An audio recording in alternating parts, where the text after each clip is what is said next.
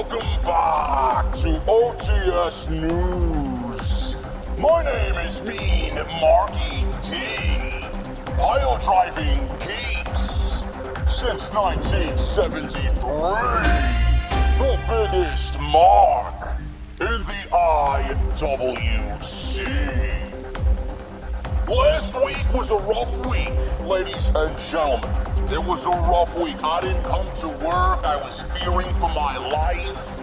I had all the AEW geeks, all the AEW shills, all the AEW marks and virgins come at me because of my opinion for the blood and guts match and the terrible, terrible fall that Chris Jericho took last week on Dynamite.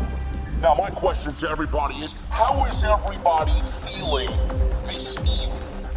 Are we ready to move past last week's show? Are we ready to move past the controversial? To some people, I thought he was 100% correct. The quote-unquote controversial opinion of JD from New York. Are we all in a better mood this evening? I hope so, man, because if you're not, if none of you are in a better mood, I'm gonna tie you all up. I'm gonna sit you down in a locked room with Dana Brooke and Great Khali, and I'm going to have them go over all of their career highlights. Wait a minute, that won't work. What career highlights does Dana Brooke and the Great Khali have? Listen, I'm gonna tie you up, I'm gonna lock the door behind me, I'm gonna lock you up with both of them, and I'm gonna have them go over move by move, sequence by sequence, every single match that they've wrestled individually just for your viewing pleasure. All the while, you are handcuffed and you can't go anywhere. Otherwise, Dana Brooke and the Great Khali are gonna make you feel more miserable than JD could ever make you feel. Anyway, ladies and gentlemen, the show is about to begin. This is your AEW Dynamite post show with your hosts, JD and that bitch. Oh, he's a bitch. Jesse.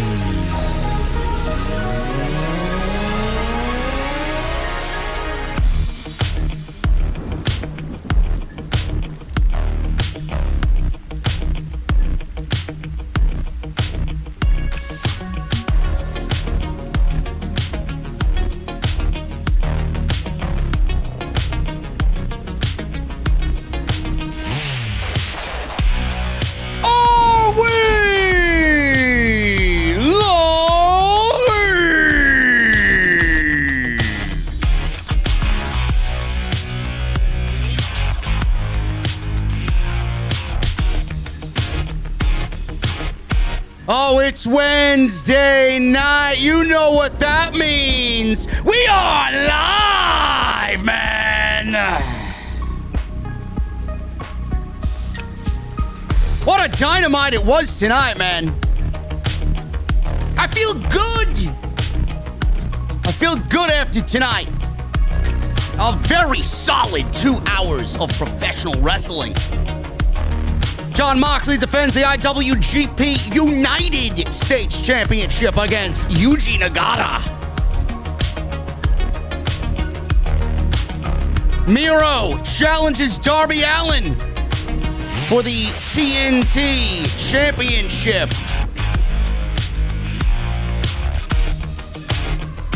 We We got the Young Bucks defending the Tag Team Championships against SCU. If SCU loses, they are finished. We got the coronation of the Pinnacle, which leads to the Inner Circle challenging them one more time at Double or Nothing. And who will Kenny Omega be defending that AEW Championship against at Double or Nothing? Will it be Pac? Or will it be Orange Cassidy? Or will Kenny Omega really be going Double or Nothing? We're going to talk about it all, plus your AEW news or rumors, ladies and gentlemen, on the only podcast you need right here on your Wednesday night. This is the AEW Dynamite Post Show on Off the Script.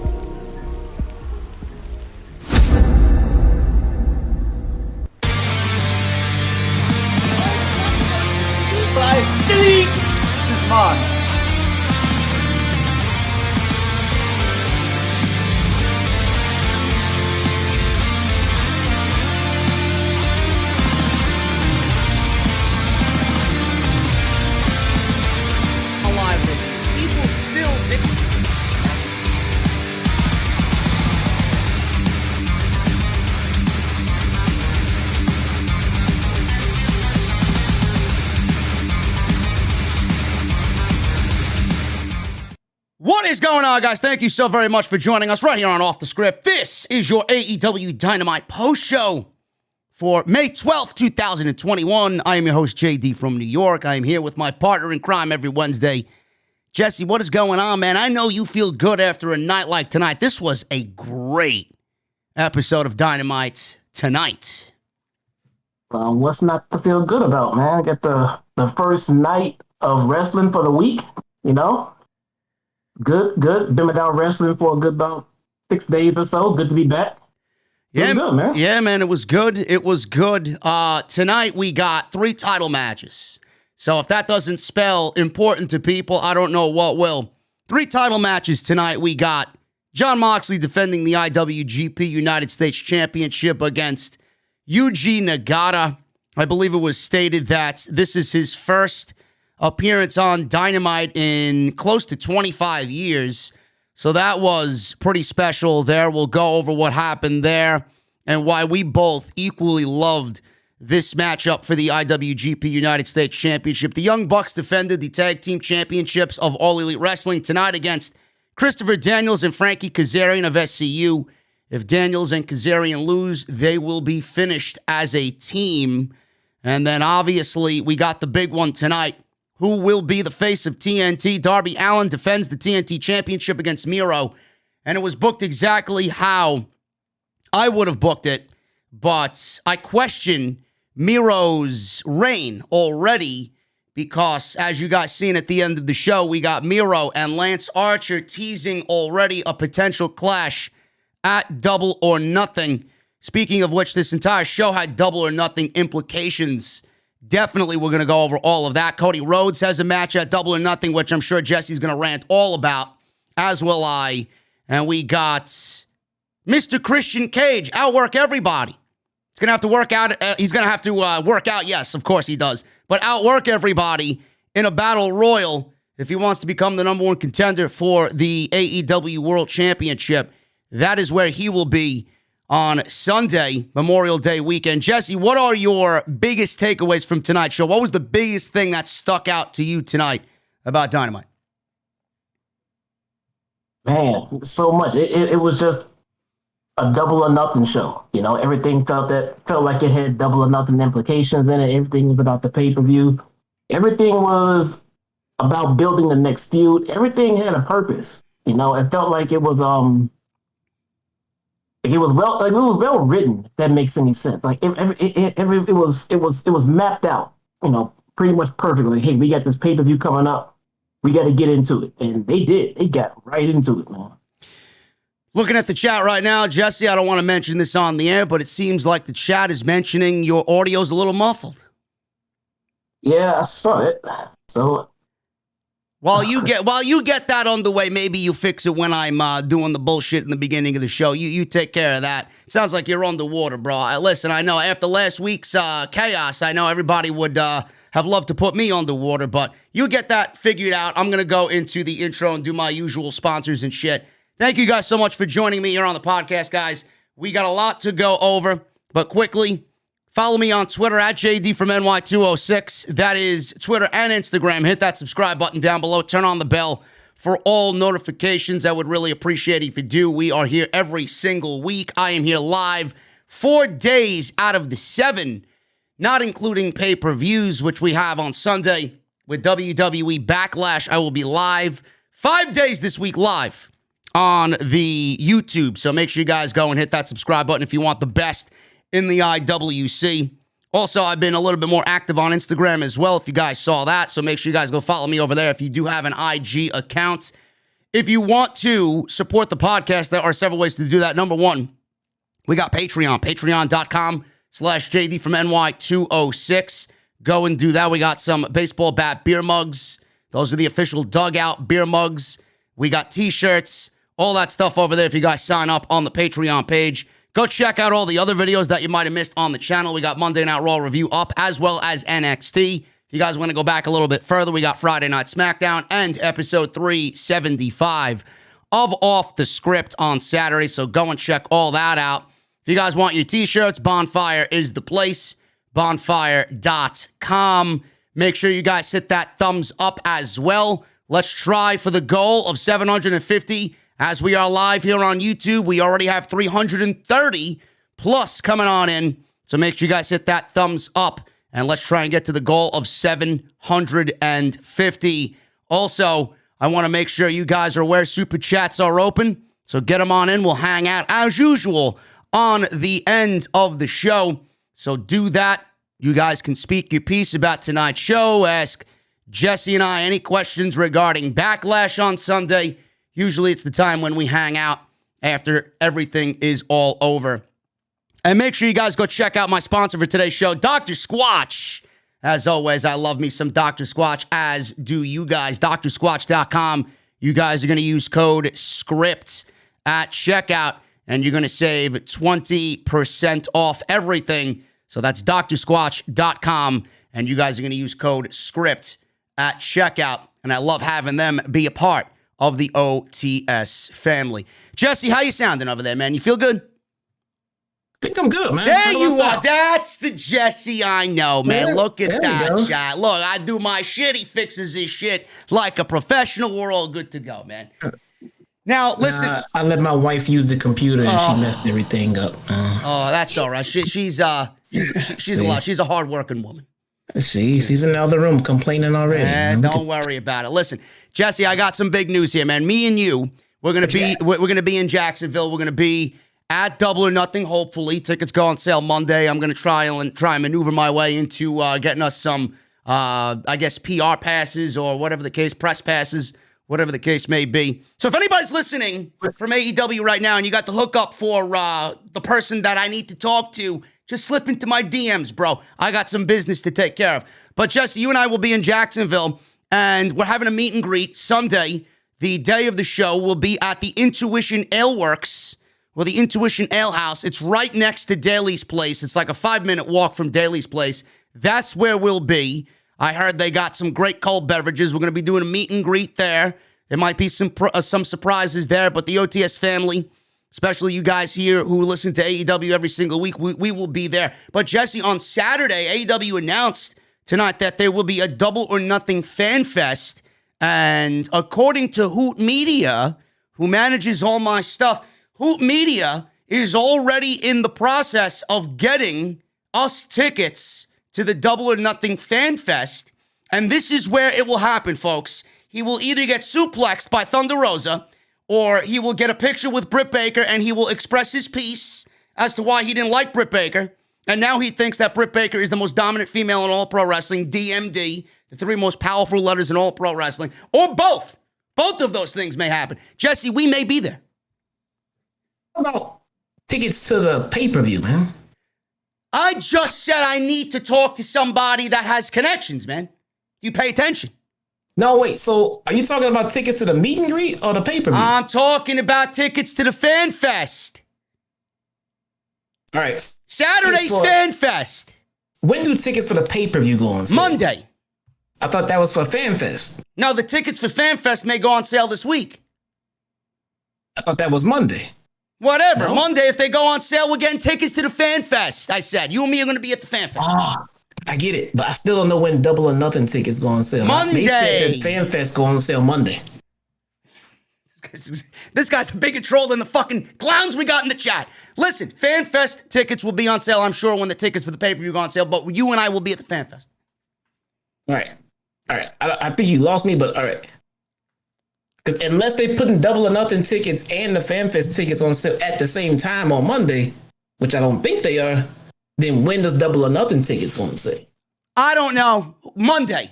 Let's just say Monday for both. Let's just say Monday. Well, Yeah. Tell the world that it's Monday for both, and you could be wrong. Okay. I could be wrong. You could be wrong. I could be wrong.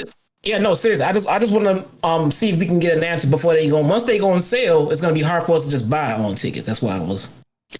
Well, we're going to be at the Fan Fest. I mean, yeah, that's you got anything to add to that? You got anything to add to that? Because there will be people. People are already tweeting me that they'll be at the Fan Fest. So they're going to be coming up to us. It's going to be exciting. I'll have a cold beverage in my hand. We're going to be drinking. We're going to be having a good time. You're going to get pile driven by Thunder Rose. It's going to be great. It's going to be fantastic. Hey, I'll be there. I'll be there in full form. And so will Britt Baker. I'll be there. Wait, man. If Britt Baker and Thunder Rosa want to take time out of their day to come and observe in my awesomeness, I'm all for it, man. All right, but it sounds exciting. So if you guys are going to be in Jacksonville Memorial Day weekend, that's where we will be. So come and seek us out. I will be tweeting this stuff out as we get closer to Double or Nothing. Jesse, let's start the podcast off with Jon Moxley. Jon Moxley versus Yugi Nagata was the first thing that started the show. This is, of course, Yugi Nagata's AEW debut. He had not appeared on TNT in what Tony Schiavone said was 23 years. So, Jon Moxley comes out to Wild Thing by Troggs. Now, I know you know this song. I don't know why he used this song.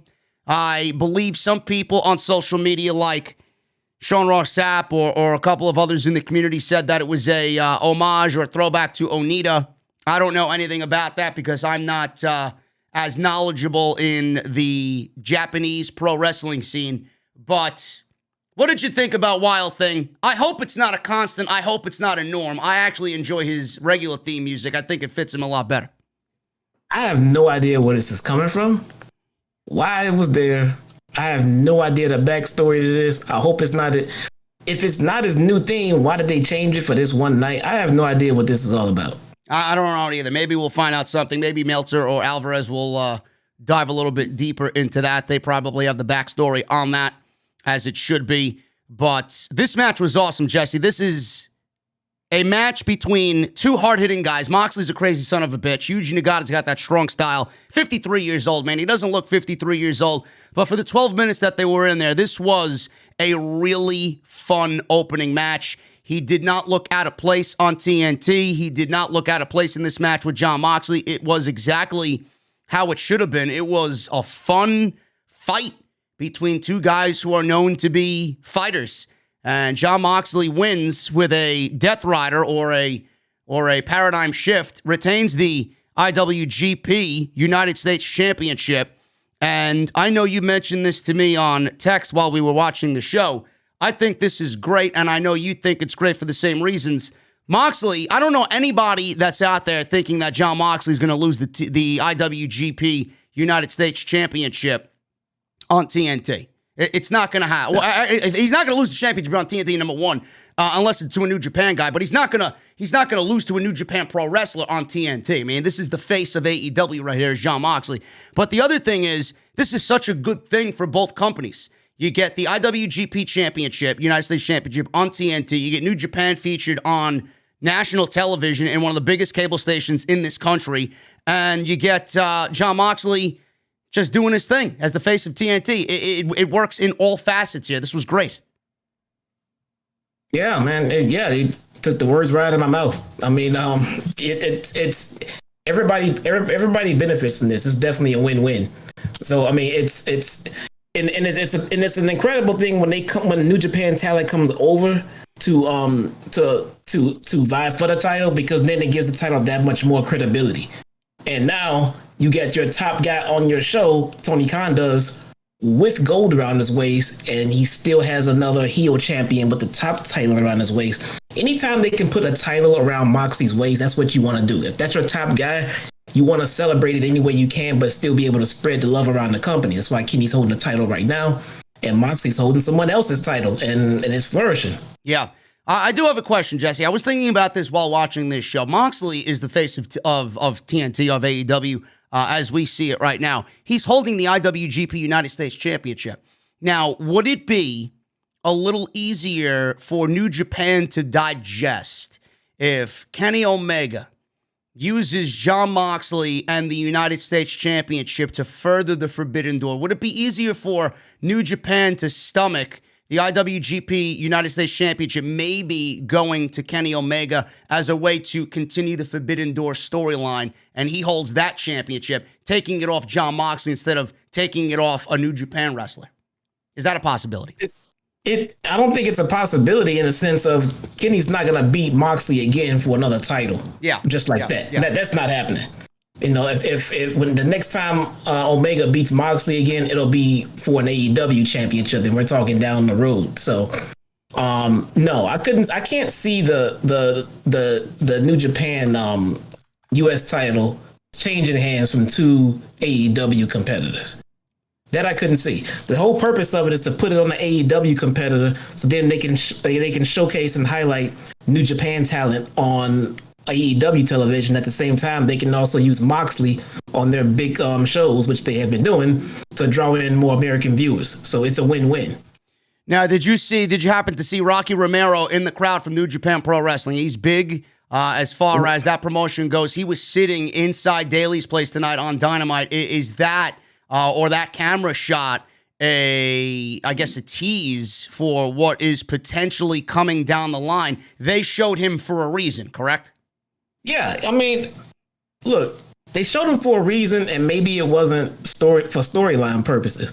Maybe it was just the fact that maybe he traveled with his buddy who came over to, challenge Moxley. Very true, yeah. But at the same time, it just shows, hey, talent from other companies will at the very least come over and hang out and sit and watch, travel together. I mean, if you get another talent that traveled all the way over here for a TV show, put him on camera. I don't care if it's for a minute. Put him on TV. Yeah. It doesn't have to be for the next feud. Not saying that it is not, but it's a waste if you don't show him. Just show him on TV, and that's enough for clicks. That's enough for a news story. That's enough for a lot of hype. Very true. Excellent observation there. But the match itself was very fun. Moxley retains the IWGP United States Championship here. Lots of kicks, lots of punches, lots of elbows being thrown by these two guys, just wailing on each other. Nagata used his drop kick to take Moxley off his feet. He laid in some kicks to the midsection. Moxley fired up, and they threw forearms back and forth. Moxley hit a German suplex and a running lariat for a near fall. Nagata powered out of a pile driver attempt, perched Moxley on the top rope, hitting an avalanche exploder on Jon Moxley. Went for a cover after that, got a 2 count. Moxley turned it around, applied a rear naked choke. Nagata escaped.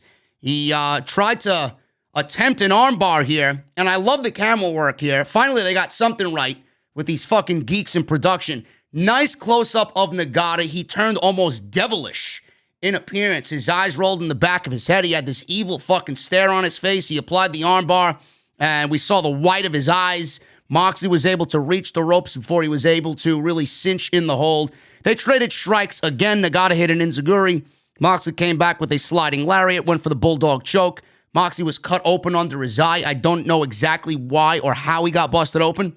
Then they repeated some knee strikes back and forth, and the paradigm shift came out of nowhere, and that was enough for Moxley to win. Only one paradigm shift for Moxley, and that was enough for him to pin Nagata and retain the IWGP United States Championship. After the match, Jesse, they had a beautiful show of respect. They both bowed to each other in the middle of the ring, and that was the open to Dynamite. That was it. Yeah, I'm seeing some guys in the chat saying that was Moxley's New Japan entrance music. So hopefully I figured that. I said that to myself tonight. I'm like, this has to be his New Japan entrance because, he's got some pretty kick-ass theme music. Yeah, I don't know why they would change it for that lame. I don't know why he would use that lame generic song for a New Japan entrance. I don't know, man. Listen, he's a wild thing. That's pretty much what it boils down to. I guess so. Anyway, guys, that was the opening of the show. Really good stuff there between Jon Moxley and Yuji Nagata. We got Ortiz, Jake Hager, and Sammy Guevara. So some of the inner circle are here on Dynamite. And Ortiz was the man who did the bulk of the talking here in the beginning. Ortiz says Santana got arrested and he got detained because MJF had him arrested for using a fork in the blood and guts match. It sounds like MJF right down to the very last letter in everything I just said there. He says inner circle. Wait, what happened? We're going to back up. What happened? That's not his New Japan music. Oh, you said it was his New Japan music. I thought that was the case. That I had that in my mind. Well, no, someone mentioned it earlier in the chat. I said, okay, maybe that does make sense. But since we said that, all of the New Japan stands get fucking they get triggered, man. That's not it. So I don't know why. Also, I don't know why he used that tonight. Then. Well, I don't know. I'm sure we'll find out about it on Observer when it reaches the dirt sheets tomorrow morning. I don't. Who cares? What is it? A 40-year-old song? Yeah, it's fucking terrible, man. Whatever, man. That's the type of song I listen to when I go to Coyote Ugly, man. And I sit down for a couple of drinks. Yeah, so whatever. So. Proceed. Anyway, typical of MJF to have Santana arrested before using a fork in a match called Blood and Guts. He says the Inner Circle had the match won, but a strange twist of fate at the end got the Pinnacle the win. Guevara and Hager want a rematch. Guevara says that if they give them a rematch, they will put the Pinnacle in a grave. So, what did you think about MJF getting Santana, of all people, arrested for using a eating utensil? That is, man, dude, that has to be the absolute heel move of the year so far. That's just the single most just dick move. Like who does that? You had one of your opponents arrested for using a weapon in a wrestling match. Whoever thinks to fucking do that? That was fucking great, man. I don't know how else to put that. It was so simple and just so great. The guy's probably out with nagging injuries, and he probably won't be out that long. So what do? MJF had him arrested. That's fucking great. That's just great, man. For using a fork, though. I don't care. That's fucking great. People have used much worse to hurt people with in wrestling, but because of the fork, I guess MJF was not very appreciative of the tightest catering fork that was used. Yeah, listen, I thought it was a great spot. I mean, of all fucking things, of course Santana would pull out a fucking fork. I just love it. If it fits everybody's character, man. He's a sick son of a bitch in that type of environment. Of course he's gonna pull out a fucking fork, and then of course MJF's gonna get him arrested for using a weapon inside of a match called Blood and Guts. It's great. It's great. Great. But this was not the last time we seen the Inner Circle, as they did come out later in the show, and we will talk about that because when they actually reemerged on the show, we had a major double or nothing match potentially scheduled to take place, and we will talk about that a little bit later. But after this, guys, Cody Rhodes came out. So we went from one big match and one big angle here into another big angle, and that is Cody Rhodes heading out to the ring to make his double or nothing announcement. Now, before I go into what he actually announced tonight, which I am not thrilled about, Jesse, I don't know if you've seen this news article floating around this week. Apparently, it was reported, and I take this with a very small pinch of salt, there's legit heat between Cody Rhodes and the Young Bucks. Now, I don't know why this is being reported, but the suggestion is that Cody has been kept off BTE because of heat between himself and the Elite. Now, Brian on the Jim Cornette podcast says that there may have been angry messages and emails between Cody and the members of the Elite, Omega and the Young Bucks. He hasn't been on BTE. You would know that better than I do because you watch every week. And it's been a situation where he's been given a mid-card feud, which we will get into tonight, and he's not involved in the main event scene, which the Elite right now is currently in. So, speaking on a Q&A session on Fightful Select, Sean Ross Sapp admitted that he heard about these rumors, but he said he personally hadn't heard anything from his sources in AEW. He says this, and I quote, "I've heard the rumors. I haven't heard from any of the talent. I haven't heard that from any of the executives, but I've heard it's worth me asking about. So it's not something that wrestlers are talking about, and it's not been something I've asked about a ton." End quote. So it may be nothing. There may be fuel to the fire. I don't know why there would be legit heat, but the only thing I could possibly think of is, you know, not everybody is able to eat at the same table, or the head of the, and let me rephrase this. Not everybody's able to be the head of the table at the same time. You got Kenny Omega at the head of the table. The Young Bucks are the tag team champions. Cody would love to be up there, but I mean, if all of them are at the top doing all of the biggest things on the show, then people are going to start to get the impression of, all right, then they're booking themselves in that position. So someone's got to be left out. Yeah. Cody's booking has been a little all over the place as of this year, you know. Just no real solid feuds. You know, he'll get in hot with one feud and then bail out of it entirely, disappear from TV for a few weeks, then come back with another steaming hot feud that needs to be at the top of the card. It kind of goes along with everything else I've been saying about Cody for the last few months, man. And again, I don't know how else to put it, but I don't hate Cody, you know, as a professional, you know, but just the way he's being portrayed these days by himself or whoever's maybe helping him book his character, it's just not fun. It's coming off as a dick, and if he was just a heel, it probably wouldn't be as bad. Because this winning streak and this, I mean, it just seems like he's just not putting anybody over. I can't remember the last person that was elevated leaving a Cody feud. Yeah. Well, except maybe QT Marshall. QT Marshall is coming along right now, but he just beat him. So let's see where that momentum is now falling to. Well, we might as well get into it now. Cody was in the ring, and he was there to. I'm sorry to cut you, but before we get into the match, as far as the rumors and everything else about the heat, here's the thing: you got a lot of personalities in pro wrestling, dude, and especially when you put them in charge, people may butt heads about things. Now, is there heat between them? I'm a firm believer in all of the rumors about pro wrestling, and if there's whatever there's smoke, there's fire. So the rumors might not be 100% true, but there is definitely some kind of truth to them. How much of it is coming from Brandy? How much of it is because of Brandy Rhodes? Anything? I had not heard Brandy. I did not hear Brandy brought up at all in that story that I did hear about as well. So I'm not going to throw her in there just to throw her in there to bring her. So I don't know if she's involved in this or not. But I do know this. If there is any legit heat between them, I don't think we're really ever going to know about it, because what's going to happen is they'll turn it into a work. Yeah.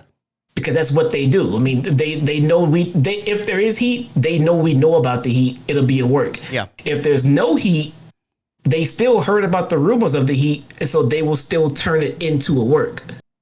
So I don't think we're gonna actually really know. I mean, if the heat gets worse and worse, and it starts getting into work, then yeah, maybe we'll hear about it, because then they got to separate or change some stuff in the back or whatever. But if it sounds like this is something that'll just go away, they'll make up they'll be over it and they'll turn it into a work, and we will never really know. Yeah. I know. I agree with you 100%. And that's what they typically do. That's what the elite usually does. As soon as their fan base hears about something, they find a quick way to make money on it. Yeah, so that's exactly what they do. I want to address something in the chat. Please tell me this is false. Jeff F. in the chat says Goldberg is coming to SmackDown this Friday, JD. Somebody please go and find if that's 100 legit or 100% correct. Because I don't know what's a troll or what's not a troll anymore. So, no. I don't know. Why would he be on SmackDown? Is he a reg? Jeff F., is he a regular here? Please, somebody find this out for me. Oh, God. SmackDown was actually a little bit watchable. Now I have to take my ranting to Friday night. Anyway, let's get into this Cody Rhodes thing. Cody was in the ring, and this was a great promo. I love Cody when he does these types of promos. He makes everything have a sense of meaning. He brings importance to a match with his words. I love that. He very much is in a category of his own when it comes to this type of thing. And this is not the first time he's done that. Now, we got Cody in the ring. A USA chant is starting up, and he's talking about being American. He said there are plenty of things to poke fun at, like our antiquated two-party system or the election that we just got done with, or sheer confusion over what to do during the national anthem. He said that he's never not been proud to be an American. He then mentioned Anthony Agogo, who has run down America. So the irony is Agogo is that he's got a visa courtesy of this country and is earning American dollars. That's freedom. That's America, Cody Rhodes said. The argument is what makes us who we are. Our empathy outweighs our anger. He told Anthony he didn't come here to live the England dream. He said they know how to make great wrestlers in the UK, including Doug Williams and Pac. He quoted some of Willie Nelson's Living in the Promised Land. He then said Agogo likes to pontificate on what the U.S. is, but there's so much love to behold. The dream lives here. Then he touted Tony Khan's father. He talked about him being a Pakistani immigrant and enriches and cultivates the lives of literally everyone in the city I'm standing in. He said prior to 1961 in Atlanta, Georgia, there was segregation. Blacks and whites couldn't attend the same schools. He said in 2021, the same city, his wife will give birth to a beautiful black American princess who will have both identities, shun neither. And I want her to know I didn't just lay down under another man's flag. I didn't just have this defeatist attitude when somebody ran down the United States. I got up off my ass and fought back. He was tearing up when he was talking about his daughter at this point. He said they will battle at double or nothing. My eyes rolled in the back of my head when I heard this announcement.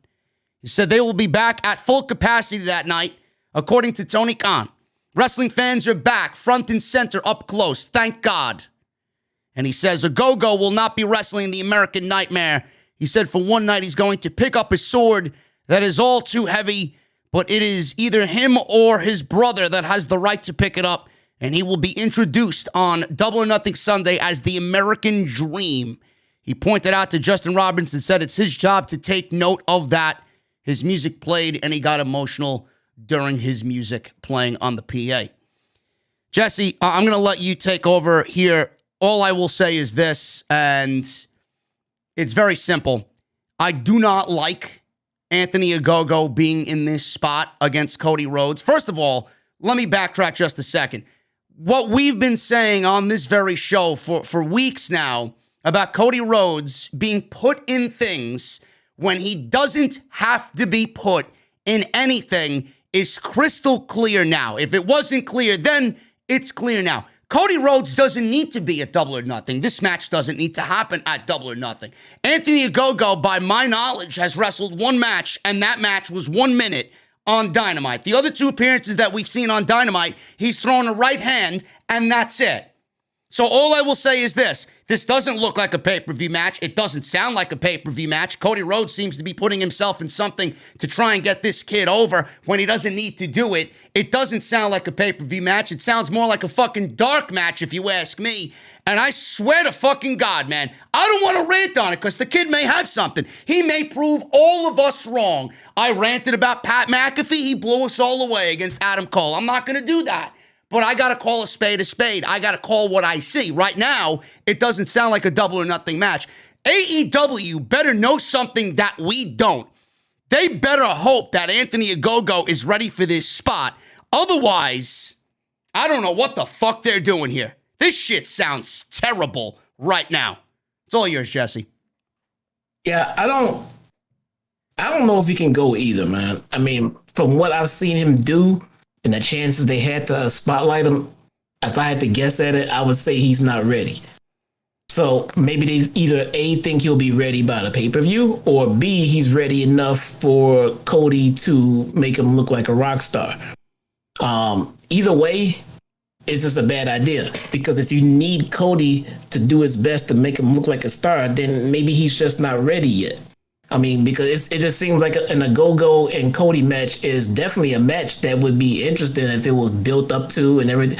It just seemed like it was just forced on us. Like, okay, we're going to do Cody and Agogo. You know, Cody's been gone for a while. I haven't seen him for a while. And he pops back up right before the pay-per-view build and books himself in a match with Agogo. And Agogo hasn't shown us anything of interest at all. He was, to me, I'm kind of sad he's gone from commentary now because he was the best thing on commentary on Dark. He was really fucking good. So he's gone from there and he's in the ring. Okay, I like the look, I like the build, and he gets into the ring and it's not like he couldn't do anything. It's just he didn't do anything. So then he starts throwing punches once a week, and that's supposed to make us interested, and it's not. So here's my feeling on it. It's like, what are we in for now? Because Cody's been on this string of just, he's going to put himself over in every match and every feud. And now we're going up against someone at his first pay-per-view, and Cody just branded himself the new American dream for the night. It feels like Cody's in a position to once again beat someone else who can use the win much more than him. Yeah, now, but the thing is Cody going to go over? That's the problem. That's the problem that you and I both have. You know, time and time again, when Cody was supposed to lose, he usually ends up winning. Yeah, exactly. So, I mean, it's not to say that Cody won't put him over, but if I had to put money on it, I'm going to bet that Cody wins because he has not been in the business in putting people over as of late. And it's not so much about just winning or losing the match. If he's going to win the match, the person that loses it should come out of it looking like a rock star. And that's not what's been happening with Cody these days. Well, I mean, with this promo that he cut, he better fucking win. He's talking about being American, and he's making his moniker going into the match his father's nickname. He talked about his wife. He talked about his unborn baby girl. I mean, it sounds like he's going to fucking win to me. We're not even there yet. I mean, seriously, the way he's building up at this point, it almost looks bad if he doesn't win. And if that is the case, Agogo better be wrestling like fucking Daniel Bryan in this match. Yeah, it better be something off the fucking chain for me to say, okay, Cody won, but man, look at Agogo out of this match. It is not going to be a good look. It's not his first match. It's definitely his first high-profile match, definitely his first pay-per-view match, definitely his most important match, definitely a match he should not be losing. I don't know, man. Agogo, listen, I don't want to shit on him like I said. I hope that he delivers. You know, last time we seen something like this, you and I both were very weary about Jade Cargill being in the ring teaming with Shaq, while Cody teamed with Red Velvet. That actually ended up being a very entertaining match, and Jade Cargill continues to get better and better every single week. Is it going to be a situation like that? Anthony Agogo, I mean, he's got things looking up for him. He's in the ring with one of the best in Cody Rhodes. Cody Rhodes will lead him to a good match. Will he be able to hang and handle his own weight? I don't know. Does it sound like a double or nothing match? No. Was I hoping that he was bringing back the American Dream to wrestle the American Dragon? Yes, somewhere deep down in my fucking soul, I was hoping Daniel Bryan would walk through the goddamn curtain and we get Cody Rhodes versus Daniel Bryan at double or nothing. That sounds like a double or nothing match, not Cody versus fucking Onono. Yeah, it's man, I want to say it's going to be a good match. And like a lot of those times when we're wrong about something, we were wrong about Jade Cargill. I'm happy to be wrong about that. You know, Britt Baker. I wasn't wrong about Britt Baker. Britt Baker changed and got better. But I'm happy to have thought one way about her, and I'm very happy to think a complete 180 about her at this point. So I have no problem saying it's a bad idea and it doesn't look good, and I'm proven wrong because that means someone got over. I mean, I hope I look like a fucking idiot this time next month. I hope so. Yeah, me too. Me too. I want him to succeed. I want the match to be great, especially if we're gonna fucking be there. Yeah, Agogo looks like a winner. He does. He looks like a fucking killer, man. So I just need him to be in a match where he can show it. That's it. Yeah. I don't know, folks. It's going to be something to behold. You know, I'm very skeptical right now, and rightfully so. So we'll see what happens. The one thing I do notice, Jesse, and I know you agree with me, a lot of the times Cody comes off with his words. He's such a great promo, but he does come off. I want to say a little too. I don't know what the right word is. A little too self-absorbed, a little bit grandiose is the word, right? Mm-hmm. He's very to himself. You know, it comes off, like you mentioned, it comes off very Triple H-ish. I don't know if that's the right way you want to be portrayed. It is. I mean, if you think back to those terrible Triple H era where he was the head booker and he was the main event, it was terrible. It was just god awful. And Cody does seem like that. It does seem like, notice how everything he does, like you just said, he has the grandstand. Everything has to be a big fucking production. He needed, a hype up package, and he needed the announcers and the commercial break and the comeback, all for Cody to tell us that he was wrestling Anthony Agogo at the pay-per-view. Yep. It doesn't take all of that. You gotta change your name and mention your unborn child and your legacy. Dude, this is a wrestling match at a middle of the year show. It is not that big of a deal. It's just not. But he makes everything, this big grandstand thing, this big speech. He wants to cry at every match. And why? Why is it so much? I said this about his entrance when he did his first entrance in AEW. I looked at that and said, are we going to have to look at this every damn time he comes out? It's over the top. Well, two things in the chat here. No, number one, yes, Anthony Agogo has a match against Austin Gunn next week. So I'm going to be keeping a very close eye, and the microscope is going to be on him immensely next week. And number two, I did not know this fact about him. I don't know if you knew it either, Jesse. Apparently, he is partially blind in one eye.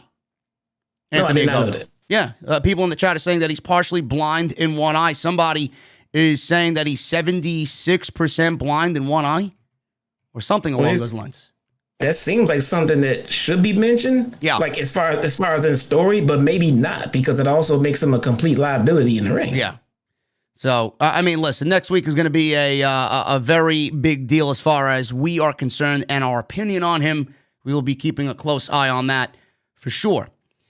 We got a promo from SCU. Promo played where they talked about how they don't like the Young Bucks' attitude as of late. All that is left is for them to beat them up and be the AEW Tag Team Champions. They brought up their break up when we lose ultimatum, saying it's going to be them at the top of their game tonight. They're willing to go far to get what they want, and they certainly did do that. Don Callis was on commentary for this match. If the Bucks beat SCU, SCU is finished. They have to disband. Don't know what that actually means. But man, oh man, Jesse, was this a fun, chaotic, crazy, unpredictable, all over the place match that saw Christopher Daniels get fucking blasted on the steel post. Don't know if it was a legit busted open spot, but he was pouring blood in the middle of this match to a point where he was all by himself in there with both Matt and Nick, and he was the reason why SCU is no longer together. This was a very good match, and I honestly think, I don't know what you thought about it, and we'll get into the breakdown here, but I think the blood from Christopher Daniels here and being busted open actually enhanced the match, where I don't think it was really going to be the way it ended up. I think it enhanced the overall match.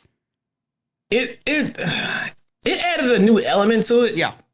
I don't know if I would say enhanced, because it was a little distracting at that point. What was distracting about it? The pools of it. The amount of it was distracting. Yeah, it was a lot. I don't mind some color here and there, but that's why I'm looking at it. I don't think that was a blade job, because he looked like he cut that perfect soft spot in his on his eye that boxers need to hurry up and tape up and close up right away because the blood won't stop. It looks like that's where he hit his head on that pole. I went back and looked at it, and when you have when he gets approached before the kick and then after the kick, he doesn't go and bleed. It's just out. It just comes out. But if you look at Matt before he went over there and did it, he's checking over and looking at like Chris. He's looking at him. He's looking at him. He's looking at him. And then he gets down and get out of the ring. And then Chris has already had his head right there by the pole. And then he kicked him and he went down and the blood came out. So it looked like if he did cut, that he did it before the camera went to him and before the kick even happened. Well, either way, I hope that he's all right. I hope he's all right. I hope he's all right. He lost.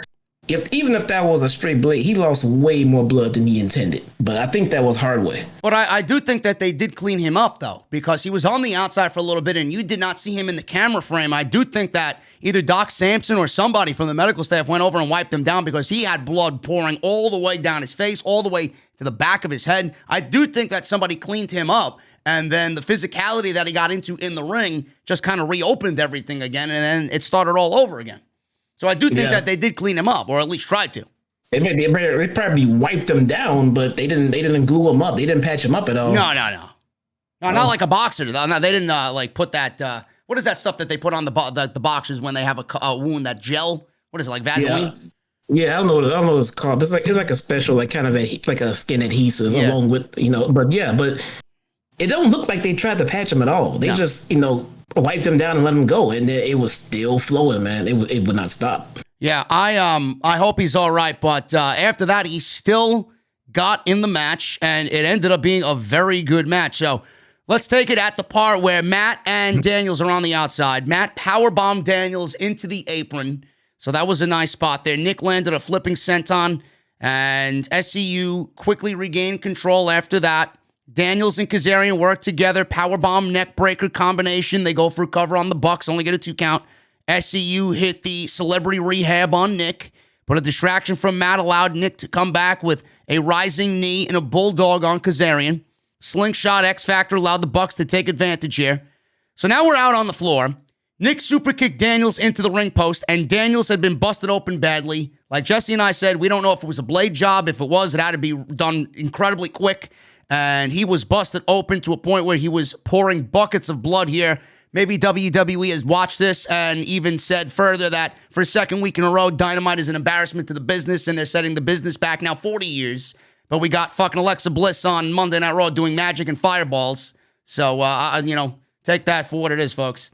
But we got Daniels bleeding now, and he's on the outside. He exits the match for a little bit, so it's Kazarian against both Matt and Nick by himself. So Nick taunted him. Kazarian slingshotted Nick back in the ring with a cutter. Beautiful move. Goes for a near fall, gets a 2 count. Bucks realized Daniels was hurt. Hitting a buckle bomb, Kazarian fought out of more bang for your buck and applied a double pin on both Bucks after a Northern Lights suplex for a very close 2. This one looked awesome. I'm surprised that they executed it as well. There was a little moment where it might have been off just by a split second, because the referee could have easily hit a 3 on that, but waited for the move to finish and the sequence to finish. Kazarian rolled Matt up for a pinfall. Doc Gallows jumps on the apron. So Kazarian had rolled Matt up for what looked to be the win. So Doc Gallows gets on the apron, distracts the referee. Kazarian hits a Styles Clash on Matt Jackson, and Excalibur calls it that, exactly, the Styles Clash. But Nick dove into the ring to break up the pin. He tried to maintain control of this match, but Matt took him out with a super kick and a knee strike. Then Daniels comes in, breaks up the pin. He's all bloodied all over again. Daniels hit the Angel's wing, tags himself in. Matt immediately cut him off with the spear. Daniels avoided a super kick. Matt powered out of the Angel's wing, and Matt mocked the "I'm sorry, I love you spot from the Ric Flair and Shawn Michaels retirement match at WrestleMania. He crushed Daniels with a super kick. Daniels kicked out of the pin attempt. Daniels hit a Uranagi and attempted the BME, the best moonsault ever, stumbled. But this was easy to cover up. Now, I don't know if he was legitimately blinded in his one eye and he didn't know what he was doing, but it played perfectly into the sense that he was bleeding and he's lost all fucking coordination at this point. So it's whatever it is. I don't even look at it as a botch. The guy's fucking pouring blood. So it is what it looked like. It looked like he got dizzy because of all the blood he lost. Yeah. So I don't blame. I don't look at that as a botch at all. The man's fucking pouring buckets of blood here. So on the second attempt, he hit it, which is fucking miraculous. He hit a perfect moonsault with blood in his fucking face. Can't see shit. So on the second attempt, he hit it. Nick broke up the pin. The Good Brothers were dispatched and taken out by Daniels, and the referee was distracted. Matt sprayed cold spray and smacked Daniels with the can for a great near fall. Nick tagged in, BTE trigger. Kazarian tried to break up the pin, but it was too late, and the Young Bucks get the victory. This was a fun match. Jesse, the only part I did not like here, I know some people are iffy on the blood. I thought that, it was enhanced a little bit. The dosage of blood loss here was a little scary. But as far as the ending goes, you had SCU, who have gone on this fucking parade trying to win these matches, and it should have been a bigger storyline than what it was, get their championship match. And as soon as the match is over, they cut away without anything. Maybe you see Kazarian for like 5 seconds, and they cut away to the back to go right to the next segment, which is Jon Moxley and Eddie Kingston. You just broke up a tag team, one of the biggest tag teams in your division, after all that they've done, and that's the amount of time you give them. Shouldn't it have been a bigger deal? Maybe they want to clean them up. Maybe they didn't want to zoom in on them. Possibly. I don't know. I don't know. I was thinking, even with that, I think it should have been a little bit of a bigger deal. But I don't know. Maybe they do something next week. Who fuck knows? Who knows? Well, but you know how they do. They recorded it. They'll probably put it on YouTube, as a separate clip. Yeah. But maybe they wanted to just clean them up. I mean, but I was thinking at the same time. I was like, I wonder why didn't they give him, their time to embrace, and they probably cut away so they can get. I mean, he was probably still gushing, man. Yeah. So maybe we'll see something. I was a little taken aback by the fact that it really didn't get any send-off. There was no SCU chant, no thank you chant, or, whatever the case may be. But they are disbanded, according to the ruling and ultimatum. So we'll see what happens. Anyway, after the match was over, we go to the back, and Jon Moxley and Eddie Kingston are in the Elite's dressing room, and they are destroying everything in their dressing room. So they tossed everything around. Shivani said he doesn't normally like seeing personal property destroyed, but this time he will make an exception. Jon Moxley went into the bathroom, and Eddie Kingston was allowing Jon Moxley, go ahead, blow it up. The fuck do I care? Send them a message, So they destroyed their locker room, and that was pretty much it. So it looks like Jesse, that was the subtle, if you want to call it that, tease for Jon Moxley, Eddie Kingston versus Matt and Nick Jackson for the AEW Tag Team Championships at Double or Nothing. Yeah, that's what it looks like, and that's going to be fantastic. That's going to be a great match. That's going to be so good. Yeah. So that is that, and Moxley and Kingston are very upset at the Elite, so we'll see what happens moving forward there. Double or Nothing sounds like a perfect destination for those two teams. We got Dasha Gonzalez interviewing Outwork Everyone, Christian Cage. Yes, I got a question for you, man. If you're going to outwork everyone, shouldn't you be there every week? Sure. I'm sorry, man. I got to call it out. When was the last time you had a match? Dude, Dasha has been there every week. He can't even outwork Dasha. He can't fucking outwork Dasha. Listen, man. I'm a fan of Christian. I don't like the way that he was introduced. But if you're going to outwork everyone, bro, you got to have more than one match a month, okay? Give me a break. So she interviewed Christian Cage backstage. He said, last week, Taz critiqued his wrestling ability, and that has as much credibility as him critiquing Taz at a buffet table. As long as it's Titus, it's okay. Christian said that he was once a bad man. Said next week he has an open contract and Taz can send anyone from Team Taz his way. Christian said at Double or Nothing he's going to enter and win the Casino Battle Royale.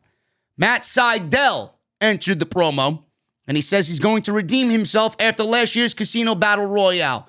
Meaning, if you guys did not understand where he was going with that, he made his debut last year at Double or Nothing and did the airborne shooting star press and slipped off the top rope. Yeah. That's exactly what he's talking about there. He's looking to redeem himself in the Battle Royal this year and not botch. So he's going to redeem himself this year. Christian made fun of him for what happened last year. Sydal said he signed the open contract, so no Team Taz for you. I'll see you on Dynamite week. I will say that this sounds like a throwback old school match that you'd see on Monday Night Raw, back when these two guys were in their prime. So I'm excited to see that. I think it should be a good match. What I am not excited about is the fact that it's overly predictable that you announce a battle royal with this guy involved. I mean, who else is going to win the fucking battle royal? He's not going to go into the battle royal without losing a match, and him being Christian Cage that got this fucking debut that was so underwhelming. I mean, people are still fucking shitting on it. He's not going to go into this battle royal and not win the fucking battle royal. He's going to win the battle royal. He's going to be the number one contender. Why even have the battle royal? Just might as well name him the number one contender, as far as I'm concerned. Don't you think that's fucking ridiculous? Man, I don't like where this is going. I don't. Christian Cage won the Double or Nothing Casino Battle Royal, folks. We're 3 weeks away from Double or Nothing. Go ahead. Just give him the match. Just go ahead. Get it over with. Because I'm hating the build up. He debuted, said he was gonna, come in. He started calling out Kenny, and then people started talking about how is he just gonna jump to the front of the fucking line. So they caught wind of that and said, okay, well, we'll build him up first. Now I'm getting tired of this winning streak. Just put him in the fucking match with Kenny already. Just get it over with, man. You know what I'm upset about? The fact that we could have easily gotten Christian Cage versus Ricky Starks at Double or Nothing, but Ricky Starks is out for about 6 months because of a stinger in his neck. Yeah. That's what I'm pissed about. That was a pretty good bullet right there. Yeah, he did.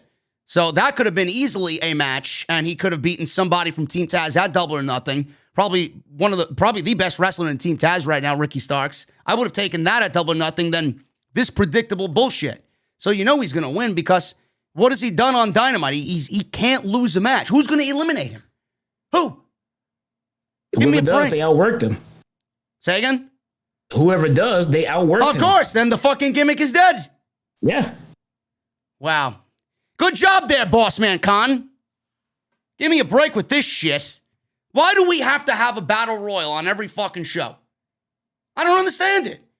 Put this guy in a goddamn ladder match. Do a fucking Casino Battle Royal ladder match or something for a Money in the Bank. Have it happen one time a year. Do qualifying matches. What is so fucking hard to comprehend here? Why? You're the master of making your shows feel important, right? Why do we have all these fucking throwaway matches on pay-per-view? Why do we have to get everybody on the fucking show? Have qualifying matches, get 6 people in a ladder match that happens one time a year, and then make a number one contender. Simple.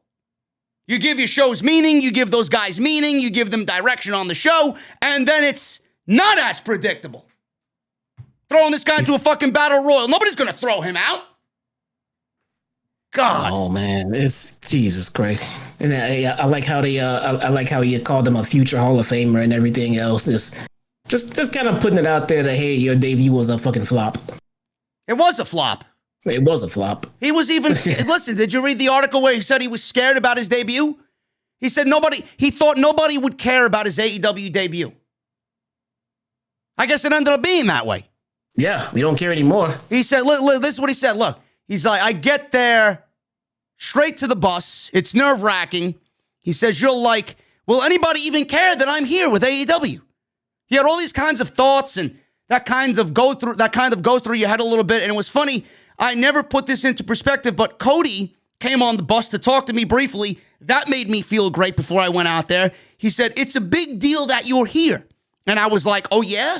And he said, put this into perspective. For guys like you and I, it was Hogan, it was Andre, it was Macho Man, it was Ted DiBiase, all these guys. The majority of the talent in that locker room, that is what you are to them the same way. And I was like, whoa, I really didn't think about it like that. So that kind of put me into a whole different headspace as far as going out there. It gave me some confidence. Not that I was lacking any, but I was like, okay, yeah, cool. I made the right decision, and it was neat to walk through that common area and see all the faces kind of light up when I walked through. That was a very cool moment, and it really meant a lot to me. So even he thought coming in, nobody would care. We cared, but we wanted it to be a little bit more, I would say, not as hyped up, because Christian thinks coming in after 7 years is going to be a big deal. I mean, Tony Khan had to deliver somebody. We got Christian. The way he hyped it up sounded like it was fucking the second coming of Jesus Christ coming out there. So when people saw it, yeah, nobody fucking cared. Nope. Unreal. Nope. Anyway, moving on. We got Orange Cassidy. We got Pac. Winner of this match gets an AEW World Title match at Double or Nothing against Mr. Kenny Omega. Now, I know a lot of people were like, oh, well, Orange Cassidy's a loser. He doesn't deserve to be in the World Championship. It's a joke. But the guy's a great professional wrestler. And I'll watch him and Pac wrestle all day long. Because the match that they had at Revolution last year was fucking great. And I don't give a shit what anybody says. But this was entertaining for what it was, but something weird and something funny happened here. Looked like it was an audible called at the end of this thing, and it wasn't supposed to end the way that it ended. So, we get Cassidy and Pac. They're going back and forth. There was a spot here where Cassidy did the hands in the pockets, and he did the sunglasses thing. He put the sunglasses on Pac. I gotta admit, listen, I love Pac, but when Pac was wearing those sunglasses, he looked better in the sunglasses than Orange Cassidy does in the sunglasses. He looked like a fucking rock and roll star, did Pac wearing those sunglasses. He looked great. So he obviously took the sunglasses off and he smashed them and ripped them to shreds. Of course he would. He's a bastard. Why wouldn't he? Yeah. Cassidy was about to do his hands in the pocket gimmick. Pac wasn't having it. And Cassidy comes out of nowhere with an immediate beach break, close near fall, right at the start of the match. So Pac was in control. He was beating down Orange Cassidy. He sent Cassidy into the barricade on the outside. Pac climbed to the top rope, hit 2 shotgun drop kicks. He hit a third to Cassidy's back, went for a cover, only got a 2 count. Pac went up top. Cassidy did his slow roll away to the outside. So Pac stomped him down, and Cassidy was very cocky. He rolled out of the way of a black arrow, gave Pac the thumbs up, pretty much mocking him. So he countered an attack, sending Pac into the turnbuckle, applied a victory roll for a 2, thrust kick from Pac, stopped Cassidy, which Pac followed up with a Liger bomb for 2. Now, this is where I think Cassidy got a little fucked up, because the Liger bomb by Pac looked a little bit too stiff. He landed almost head and neck first and not back first. He did not land flat immediately. He was fucking blasted with this move. So that's where I think this thing got fucked up. Pac pushed Cassidy to the floor. We go to commercial break. During the break, Cassidy was checked on by the ringside officials on the outside. So Don Callis came out, taunted Pac. This allowed Kenny Omega out of nowhere to come into the ring and hit him with the belt. Both men were down, and the referee counted to 10, and that was the way the match ended, a double countout. Now, Jesse, you read something from PW Insider and Mike Johnson. Tell the chat, what exactly was the planned finish for this match? Yeah, Mike Johnson reported that the planned match was a time limit draw. It's supposed to be a time limit draw, and then both competitors would be put in the triple threat. I wouldn't have shit on that. I mean, nobody likes the time limit draw, but AEW have established it early and often that time limits do occur. They happen. So they don't happen all the time, which is fine. But this would have been a moment to go ahead and slide one in if the end goal was to get a triple threat match. So. Oh yeah, I love the time limit draw. I would have been very happy with the time limit draw here. I really would have. I love the fact that rule is instilled. Yeah. But it was supposed to be a time limit draw.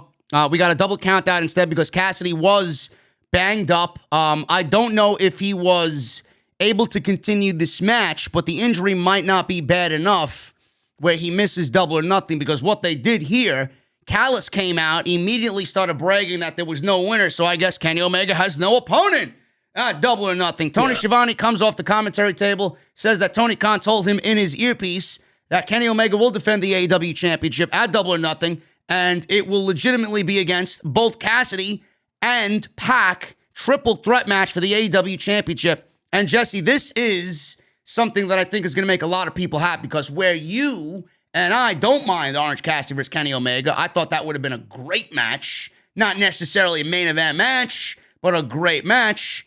Now we get all those people who did not like this match. Now they get a little bit of something as well, so they can't hate it too much, because now Pac is involved, and where a great match where Orange Cassidy and Kenny Omega would have been great, now it's going to be even better because Pac is involved. And you said it to me tonight, if this was a one-on-one match with Cassidy and Omega, where does that leave Pac at the pay-per-view? It's better to include him.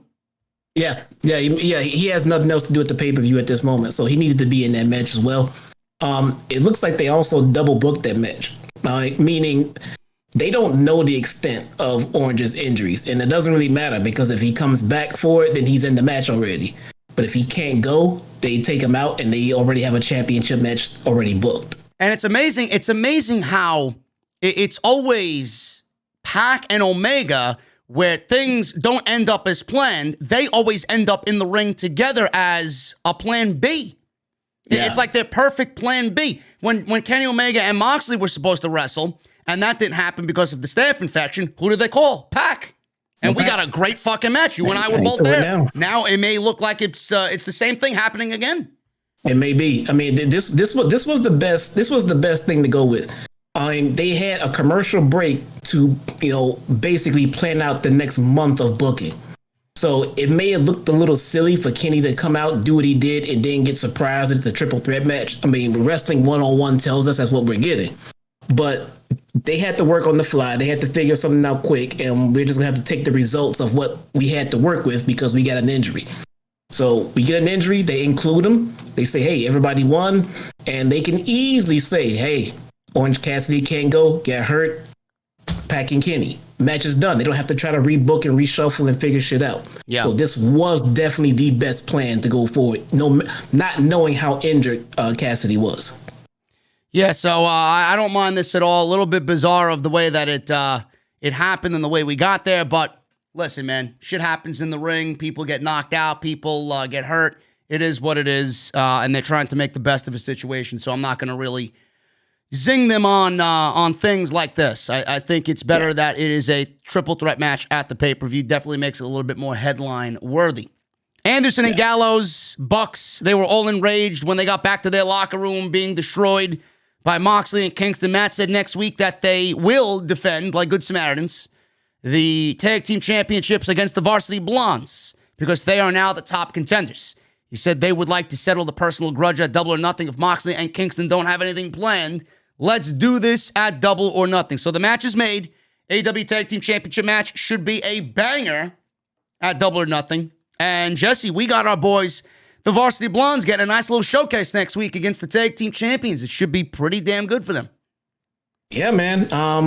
Brian Pillman Jr. is at the top of the, the wrestling world right now as far as, behind the scenes talk, because of the Dark Side of the Ring with his dad. Which if you haven't watched it, by the way, it's really good. Very compelling. Brian Pillman Jr. looks like a rock star at the end of it because it looks like that he inherited all of the good values of his father and left the bad ones out, to make that long story short. But I'm a bigger fan of Brian Pillman Jr. just from Dark Side of the Ring alone. Interesting. I have not watched it yet. Yeah, very, very interesting watch. I haven't watched any of these. This is something I meant to tell you about. I haven't gotten to it. I haven't watched any of these these A&E documentaries on WWE stars. No, not because I have anything against it personally. The thing is, everything they're showing us, we've seen this shit already.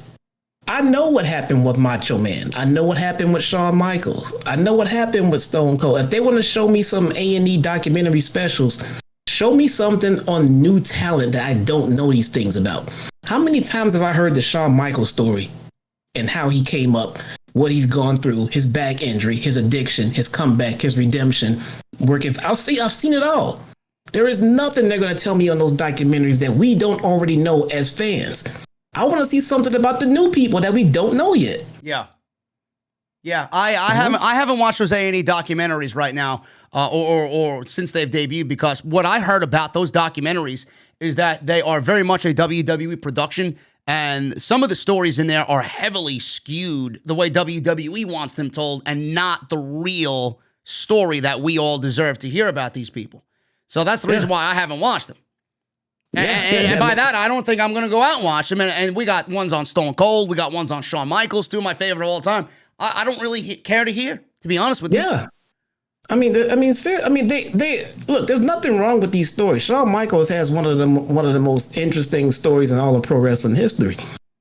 But geez, man, we've seen it all. How many documentaries have they done on this guy? We watched them all. We loved them. Now they want to bring out more. No, Undertaker. No, Stone Cold. We know it all. Show me something about someone new. These are great documentaries that when they produce, keep showing us the old school guys because they can't get the new talent over. Now, did you see on Twitter, I believe I saw it yesterday, Julia Hart is paired up with the Varsity Blonds. Did you see that? I'm assuming that you are so excited about this pairing that it's left you speechless. Julia Hart, the one that got squashed by Britt Baker last week. The one who didn't know what to do in the ring.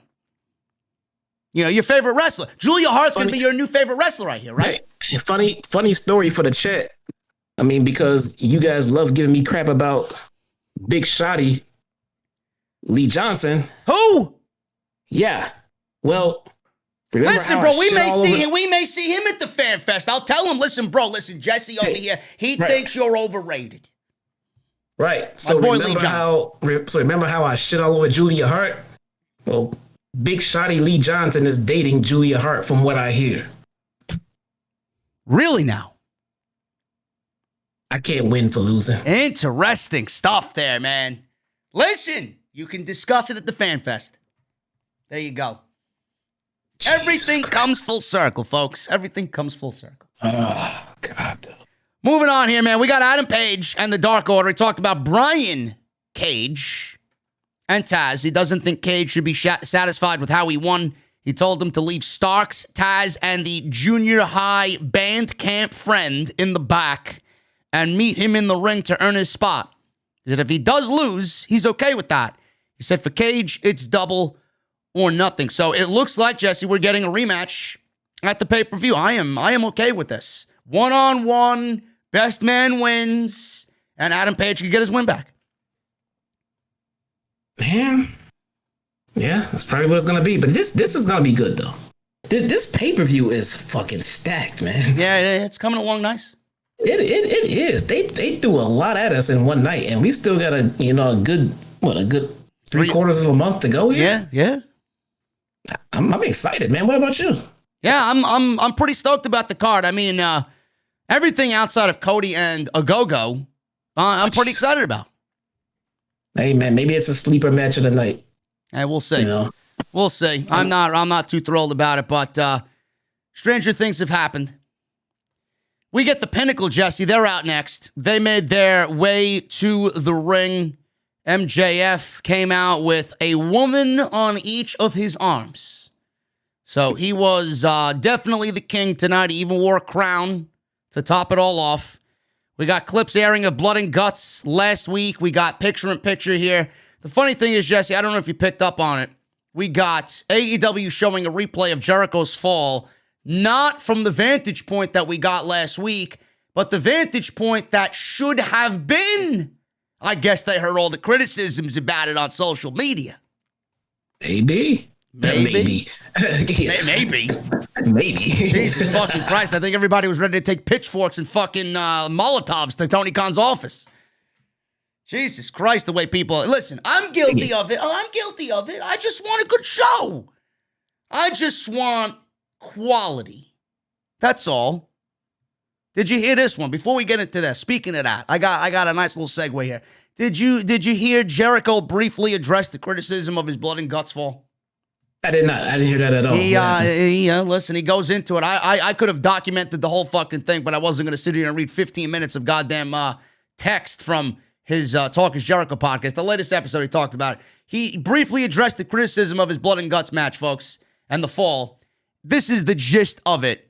So people like me thought the ending sucked. And everybody that said, oh, it was all right. What did you expect him to fall on concrete? Nobody said that, people. Nobody wanted him to fall on fucking concrete. Nobody wanted him to get killed. Okay? We love Jericho. We appreciate him taking the fucking bump and even going through with it. But this is what he said. He spoke on his Talk is Jericho podcast. Jericho noted that he thought the spot looked amazing. Of course he would say that. Pointing out that the spot was performed in a similar fashion to how some stuntmen perform their feats. Jericho claimed that the majority of the fans were satisfied with the final product. Explaining that he doesn't like being on the receiving end of extreme spots, he told fans he will not be doing anything like his blood and guts fall ever again. So he pretty much said what he was a part of was amazing, and that this is similar to how stuntmen in movies do what they do. But the thing is, we don't see the fucking green screen when they're falling off a mountain, or we don't see them dangling from fucking strings flying above in a movie studio while we're watching the action movie. Or like the analogy I use, we don't watch Chris Angel perform illusions, and then an hour later he's showing everybody, well, this is how I did this, and this is how I sawed this woman in half, and this is how a snake appeared out of some woman's purse. You know? I don't get it. Everybody wants to live in denial. You could live in denial. I stand by what I said. I'm right. It sucked. Jericho, what else is he supposed to say, Jesse? What is he supposed to come out and say? Yeah, man, we should have did this better. I didn't want the sort of perfect sleeper underneath me. What was he supposed to say? Yeah, no, it's a good point. It's a good point. It was a polarizing conversation topic for the week. It really was. And he said people liked it. I mean, look, I just said I wasn't gonna shit on it. I didn't say I liked it. I mean, it definitely needed work. I just refused to shit on it. It's two different things. Well, listen, man, I mean, you got Thunder Rosa coming after you. You potentially have Lee Johnson and Julia Hart coming after you. You don't want any more enemies, bro. Yeah, I don't need any more. I'm already a dead man walking into Jacksonville, but I'm going. I'm going. I don't care. This man is fearless, folks. Nope. Walking in, dude. Walking in. I don't care what happened because I got you and Hoop Media. Y'all got my back, right? Listen, man. Hoop Media is a little sketchy. Hoop Media is a little sketchy. Come on, man. I don't know. I might have to have a word with Hoop Media. Fucking, I'm telling you, man. Listen, man, you keep burying Hoop Media in the chat, bro. You keep telling everybody that Hoop Media is overrated. Overrated, man. We'll overrated. See. Anyway, Pinnacle's out there. They showed the blood and guts replay. They obviously strategically edited the camera angle the way it should have been, like I mentioned. And obviously MJF said that him and the Pinnacle were ranked number 1 on cable that night in the 18-49 demo. So who's the real demo god? That was so good. The timing of that. I know. He said he told everyone he was going to take Jericho's spot. He told people not to boo, bow to him and the greatest group of men that has ever existed. So he credited Sean Spears for being the Canadian god who helped that happen. He said the Inner Circle are down to 2 men. He said he's perplexed that they want a rematch. He said he's a young, benevolent king, and he wanted to know if the fans want a rematch. So clearly, all the geeks in the Daily's place want rematch as they chant out. And then he says, my answer is no. And then he starts laughing at all the geeks.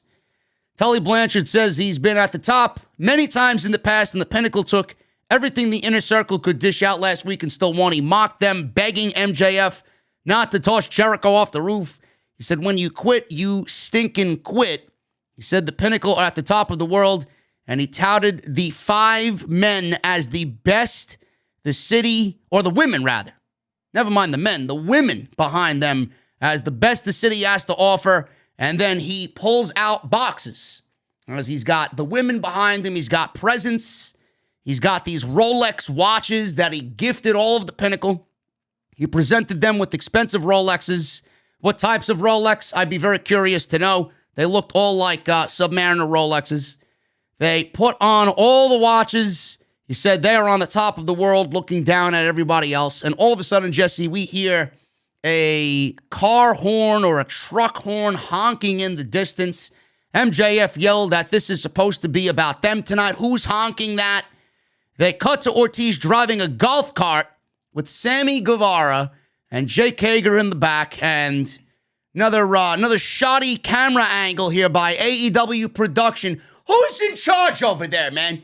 Really, who's in charge over there? Soon as they drove up with the fucking golf cart, you seen Jericho peering out of the fucking back of the golf cart like he's the fucking repo man. He's peering out, right? And MJF is like, you don't have Jericho here. Meanwhile, I see Jericho over there fucking doing this type of deal over there. I mean, are you fucking kidding me? I mean, Jesus fucking Christ. What type of fucking people you got working over there, man? This is the shit I pick up on. But I won't rant on it, okay? I'll let it slide this week after last week. Whatever. So we got Ortiz driving the golf cart in, and all of a sudden, we get Jericho popping up. After MJF said, well, you don't have Chris Jericho here. Jericho popped out of the back. He had his arm wrapped in a cast. And I got to ask, Jesse, because I know I was hearing this from a couple of people. Would you be in the camp of people upset that Jericho was back on the show after taking that, oh my God, devastating fall last week? That's a weird question. Not a weird question, but the wording. I mean, he landed on a fucking pillow. Well, am I upset that he came back? No. I mean, he landed on a fucking Casper mattress, bro. I mean, that's the most. Apparently, that's the number 1 rated mattress in America. Well, I mean, so he came back with a cast, so he was selling the injuries. So am I angry that he came back? Upset that he came back? No. Have had it my way, he wouldn't be back on TV right now. Nah. No, by no way in hell. No. But he did try his best to sell the devastating effects of last week's fall. He had his arm wrapped in a major cast. So he popped out of the back of this golf cart and he asked for a rematch. MJF still said the answer is no. Jericho asked him to repeat it. MJF said no again. All of a sudden, Sammy in this golf cart, which is noticeably hooked up to a hose, he sprays bubbly at the Pinnacle. They're wearing nice suits. MJF was dressed in a beautiful salmon-colored suit. He looked great tonight. This was very reminiscent of the Austin beer truck incident right before The Rock and Austin wrestled in Philadelphia at WrestleMania, showering the McMahons and the corporation with beer. This was very similar to that. And Shivani was laughing at this whole thing. This is the greatest thing he's ever seen. Pinnacle were soaked, slipping everywhere. MJF was losing his shit. And MJF says he's got his rematch, Jericho, and it will be in a Stadium Stampede match. But if the Pinnacle wins, the Inner Circle has to break up forever. Take it or leave it. So I guess this is going to be the cliffhanger to see if the Inner Circle accepts under these conditions and stipulations. Now Jesse, I will let you take the floor on this one, but my quick thoughts on this. Stadium Stampede sounds great, especially for people that are going to be there. I don't know if it's going to be taped. I don't know if it's going to be cinematic. I don't know if it's going to be shot in the same way the last one was for AEW. But I have a couple of problems with this. Number one, being that Double or Nothing is going to be full attendance, are there going to be fans in attendance at that football field for this match? Number one. Number two, how different are they going to make this match look compared to the first match? What are they going to do that they didn't do in the first match in this second go-around? It's going to be very difficult to be fresh and innovative and new doing the same match where they literally did everything you could possibly imagine in that first match. Number three, and after this, I'll let you take the floor. I feel like the Stadium Stampede match was supposed to be, or at least in my eyes, a one and done. It was supposed to be indicative of the time that we were in the middle of the pandemic. And it was legitimately the only option that we had to continue with what we were getting at that time with AEW television. Now we're getting it again. Don't you feel like it possibly could have lost its luster coming out of that, and it should have stayed in that specific time with the pandemic? And now that we're moving on, we should just move on as we start new? Well, it's not like we've gotten an abundance of Stadium Stampede matches. So, yes. No, we get a couple within I'm going to say a short time, but we get a couple within, a rolling year or whatever. It's fine. Here's my gripe about it, though.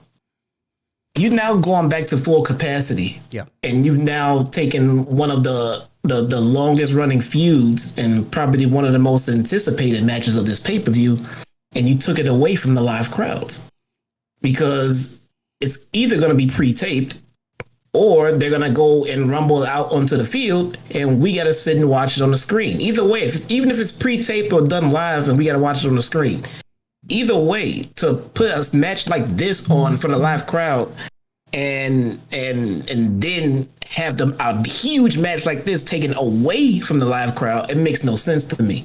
You gotta put together a match that you can put on in front of these people. You're not leaving these people. And you're not going to fill a fucking football stadium to watch a few minutes of one match. Yeah.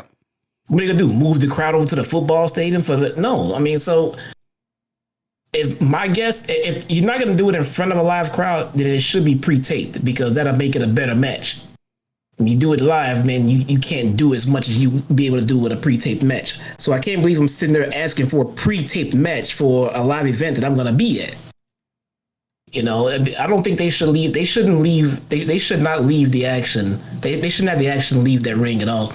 You got to come up with a different gimmick match. I don't care what. I don't know. Ladder match, something. I don't know. But I think it's a bad idea to take the action away from the live crowd and have us sitting there looking at monitors. Yeah, I feel like it's just overdone. Now, this is the type of thing where you got something good, after the botch that they did with the Blood and Guts ending.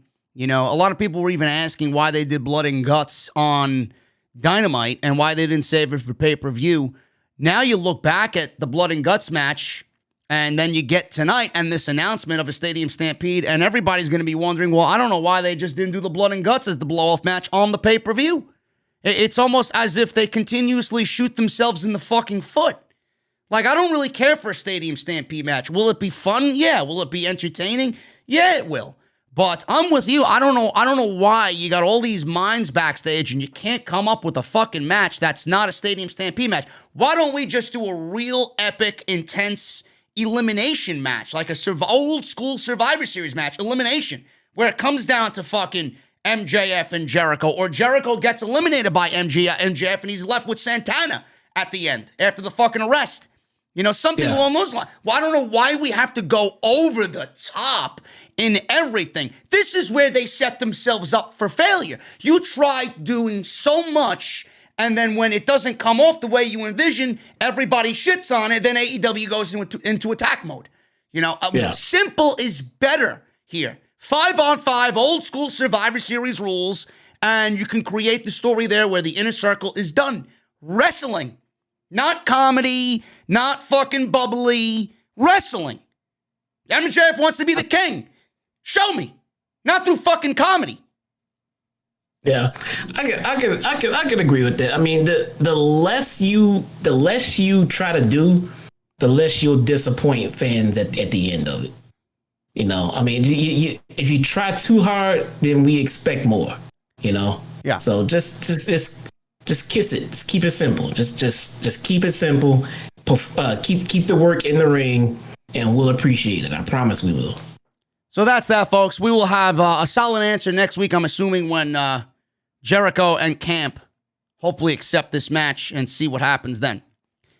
Dr. Britt Baker sat down with Jim Ross. She talked about the nose injury she suffered against Hikaru Shida last year when they were working out of the Nightmare Factory during those pandemic shows. She said she came back and has been the baddest woman on the planet since then. She said the monster she created is going to dethrone her unless Shida kills her. She said she's hard to kill. Ross noted that Tony Khan was having a photo shoot with Forbes magazine, but Baker couldn't stay calm and started a scuffle with Shida. Ross asked if she cares what she did and ruined the photo shoot. Baker said the photo shoot should have been with only people who will be champions when the magazine drops, and she'll be champion by then. Ross said Shida feels cornered and her time might have come.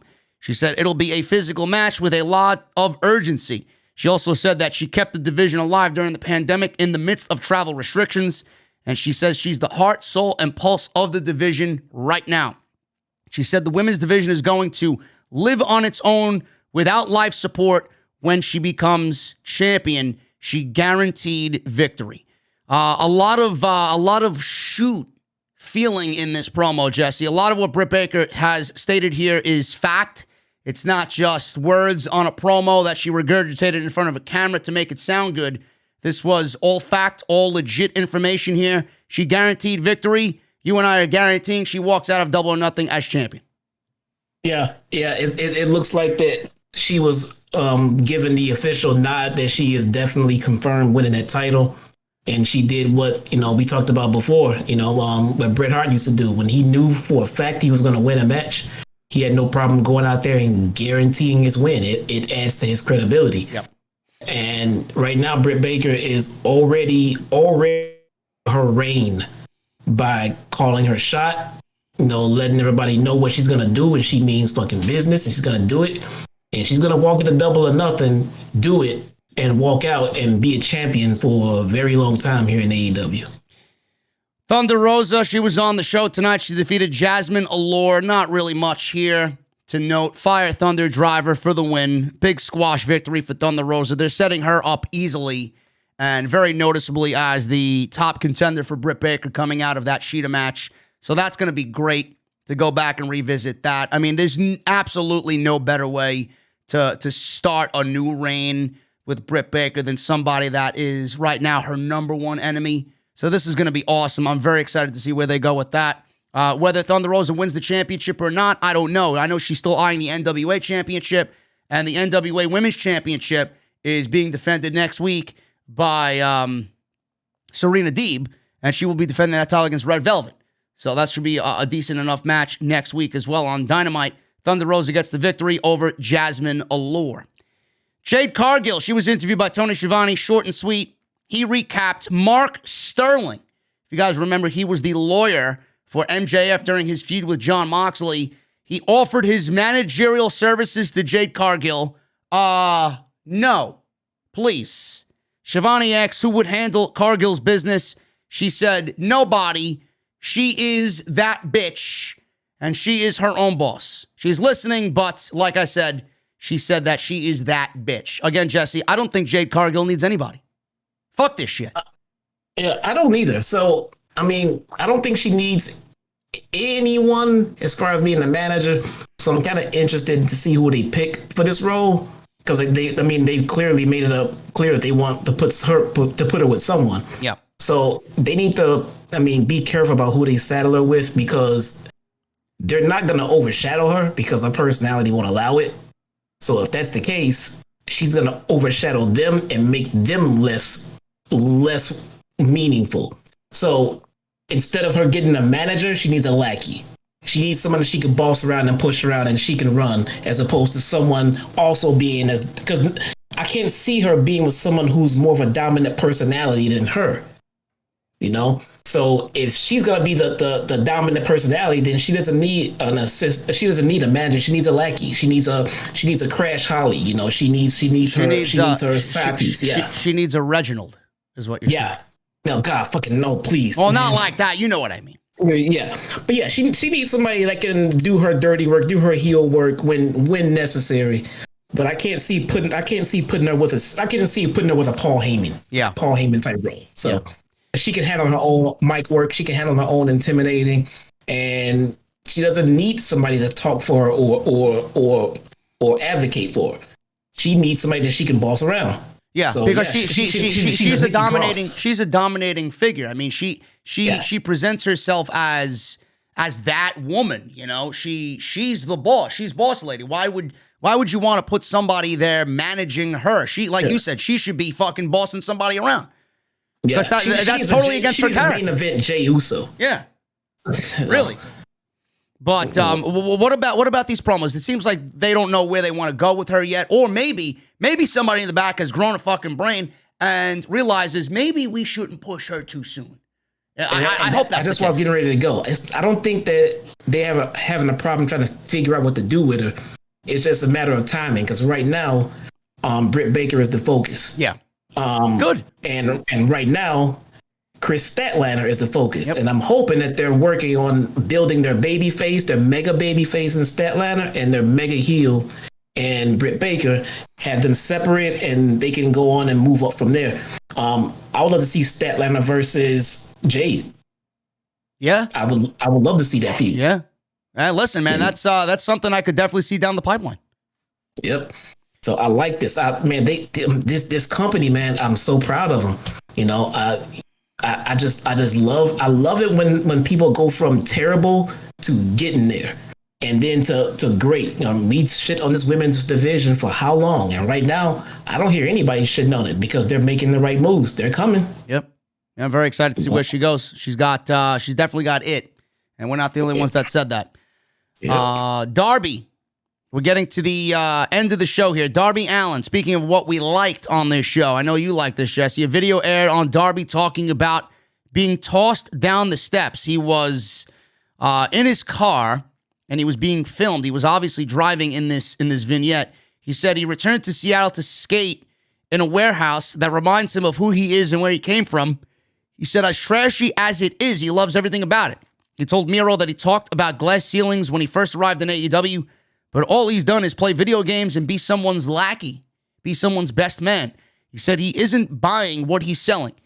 He said that Darby knows who he is and Miro doesn't know who he is. He called Miro a genetic, he is genetic. He's a genetic freak, but he's a generic son of a bitch, says Darby to Miro. He said Miro will find out he's one of the toughest men he's ever stepped in the ring with.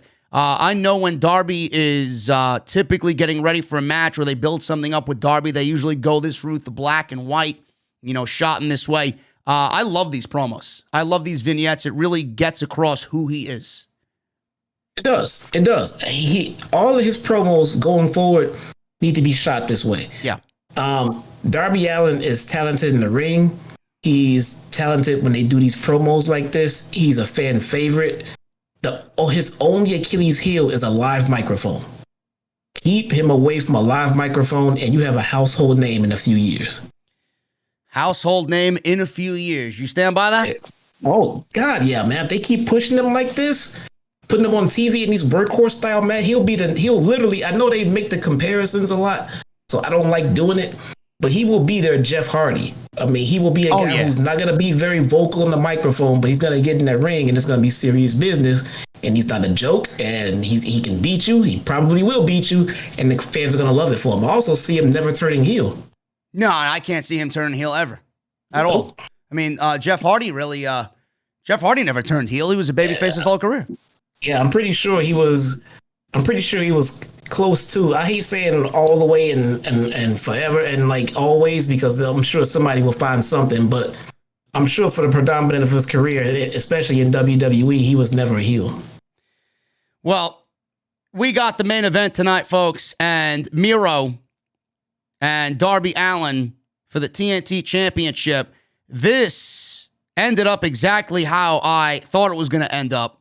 Miro attacked Darby right before the bell rings, and we got several minutes of a beatdown from Miro on Darby before the match even started. He's yelling at the referee. Once they finally get things under control here, they brawl to the outside.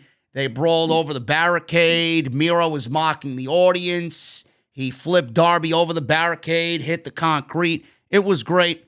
So he finally gets Darby back in the ring. He's yelling at the referee to start the match, ring the bell. He's setting up for the Machka kick, or the Miro kick, whatever the fuck he's calling it now. And he obviously gets Darby all worked up here. He beat down Darby. He's throwing him around. We seen Ethan Page and Scorpio Sky in the skybox, or they were in the building somewhere seated watching this thing. We'll get to them in a second because they played a big part in this match. So the referee's checking on Allen. The bell hasn't rung yet. Miro continues to beat him down. Allen finally answers, says he could go. Bell rings. He eats a kick to the face. Miro goes for a cover after the Machka kick. Only gets a 2 count. He kicks out. So Miro thinks he won. He definitely did not win. Allen was able to battle back on the floor. Shotgun drop kick. Sends Miro into the barricade with a fucking suicida that, I swear to God, I say it all the time, it looks like he was shot out of a fucking cannon. Holy shit. He injured himself more than he injured Miro on this suicide dive. Up top, coffin drop. He was caught in midair. Miro sends him flying with a release German suplex on the outside. Crazy stuff. Sky and Page, they run down to the ring. Sting is in Darby's corner. They take Sting out on the outside with a chop block. Miro with a gut-wrench suplex in the middle of the ring. Going for another. Allen flips out. Locks in a sleeper on Miro. Keeps it locked. Miro tries to get the title. They're all on the outside now at this point. Miro tries to grab the title and tries to nails Darby with it. Referee takes it away. Miro finally just drives Allen into the side of the stage. It sounded like a fucking shotgun blast on TV. So both make their way back to the ring. Sting is on his feet after getting attacked. Miro working over Allen's arm. He's delivering shots, throws Allen into the second turnbuckle. He slams Allen into the ropes. He's smiling. He's very methodical here. Allen is able to hit a coffin, or a chop block rather, and then an over-the-top stunner. He then goes for an inside cradle for a 2 count, very close near fall. Allen with another over-the-top stunner. That puts Miro down. He hits the coffin drop, but Miro catches him as he lands on him, grabs him with a waist lock, release German suplex. Allen lands on his feet. Allen with a roll-up for a 2. He then delivers a code red for what I thought was the win. 2 count, pretty much 2 3/4. And Miro suddenly gets in. Game over. Allen fades. He doesn't tap. He passes out. And we have a new face of TNT, Jesse. Miro is the new TNT champion. Post-match, Sting has to deal with Page and Sky. Miro smiles. We get all of the fucking Dark Order running out there for God knows what fucking reason. They chase these geeks away. So all these fucking 16 guys come running out there. They focus back on Miro. Jake Roberts and Lance Archer show up on stage, and he points at Miro. Looks like we got our TNT title match at Double or Nothing. Miro and Lance Archer, which should be great. But one thing here, what do you do with Miro and this title reign now that you're presenting Lance Archer, who's been chasing that title longer than Miro has? Is this something that we're looking at with Miro's reign? Are we looking at a 3-week reign? They booked themselves into a corner already. They did. I knew I wasn't the only one. They booked themselves into a fucking corner. They booked themselves into a fucking corner already. Somebody is going to get fucked out of this deal. Yep.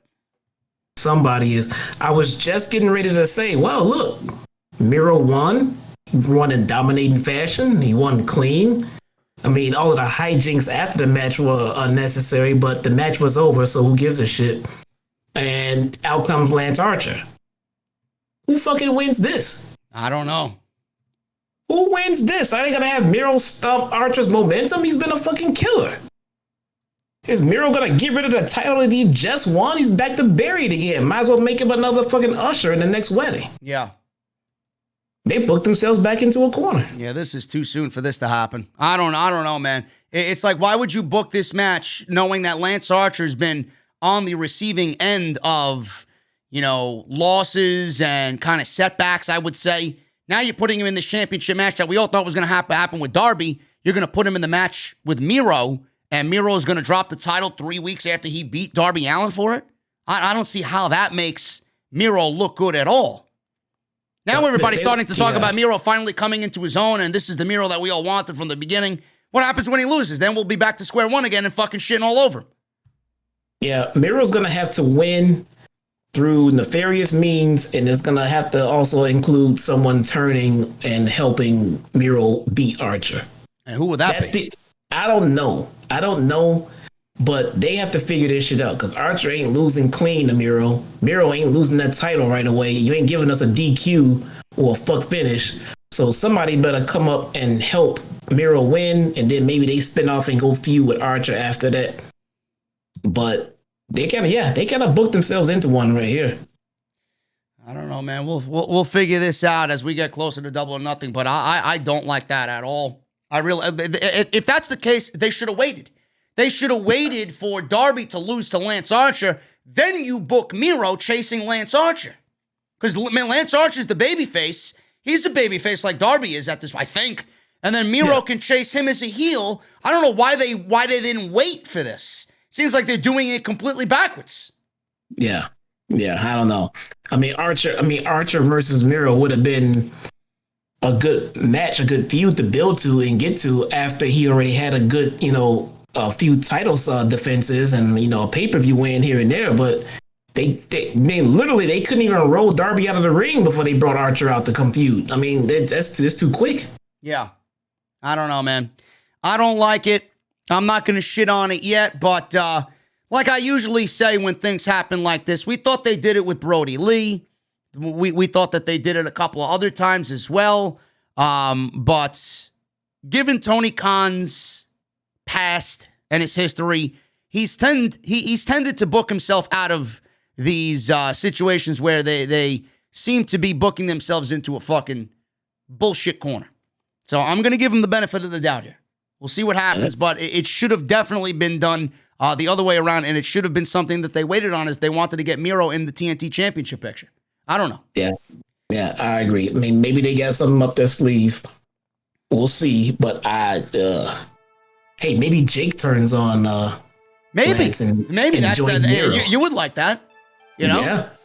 That's a good idea. It would make sense. It would make sense as to why Archer would lose. Yeah. I like that. We could be looking at that. Yeah. Anyway, guys, that is the AEW Dynamite post show right here on OTS. Super chats are open. We're going to go over everything here as far as the super chats are concerned. Get them on in. We'll hang out. Grab a cold beverage. It should be good, man. Thank you guys so much for joining us. Hit that thumbs up. We need 150 more likes on the live stream for the goal of 750. So let's do that. And make sure you guys follow me on social media. That is Twitter and Instagram at JDfromNY206. And go check out Dr. Squatch, man. They sponsored the show all night. DrSquatch.com. Use code SCRIPT at checkout for 20% off. And if you guys want to check out all my other sponsors, my entire list of sponsors here in the OTS family, they are listed down below in the description. Also, make sure you hit that subscribe button if you enjoyed what you heard here tonight. We're here every Wednesday. I'll be back live for Friday Night SmackDown, the go-home show before WrestleMania Backlash. Hope to see you guys then, but hit that subscribe button and make sure you guys turn on the bell for all notifications. Shout out to Issa in the chat who went on vacation to Cancun, and she is back in the chat. Happy to see her in the chat. Let's start at the... Go ahead. Fucking Cancun, and she was just here in Chicago. What? Come on. It's all over the place, man. Must be nice, man. Start at the top here. Francis Loop with a $10 super chat. Shouldn't the executive vice presidents help Tony Khan and Gorilla to make sure this historic Rhodes family concept in Blood and Guts is filmed correctly? Francis, you would think so, bro. But Jericho, on his Talk is Jericho podcast, detailed all of the strategic planning that went into that match. I would have talked about it today, but it would have took the entire review just to talk about what he mentioned in the podcast. Go and listen. Talk is Jericho. It's the latest episode. He talks about everything that went into the Blood and Guts match. Thank you for the $10.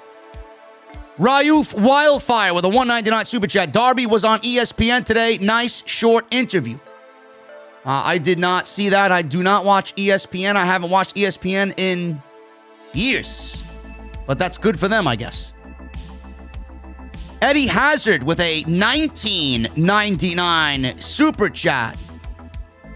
Issa's in Richmond, Virginia right now. She's not even in New York. She's all over the place, man. Jeez, fucking Carmen Sandiego over here, man. Eddie Hazard, $19.99. Thank you, brother. American Dream, I'm sorry, I love you, and the Bubbly Bath made Dynamite a better throwback episode than Throwback SmackDown. I gotta agree, man. Congratulations to our new TNT champion, Miro. AEW needed to get this one right after last week. They did. It was a great show. It was a better show than last week. It was a better show than last week, and that had the blood and guts match. Yeah. Munchie time. I'm sorry to cut you. It was just much more meaningful. You know, it wasn't like, blood and guts was incredible, but this was more meaningful because it did a lot to build to the pay-per-view. It's like they did a lot to build to that blood and guts episode, and then that was their cutoff, and then as soon as they get out of that week, they jumped into building for the pay-per-view, so. Yeah. Thank you, Eddie, with the $19.99. Appreciate you. Munchie time with a $4.99 super chat. That Liger bomb spot scared me. Orange got planted like an emu on his neck. I hope he's okay and ready to rock for Double or Nothing. Cheers. Yeah, Munchie, that was the spot that the match resulted in a double countout. So an audible was called for sure. But hopefully he's okay, and we do get a triple threat match because I do think those three could absolutely tear it down, and it makes for a main event match at Double or Nothing. DX for life with a $10 Australian. AEW has brought me back as a lapsed fan.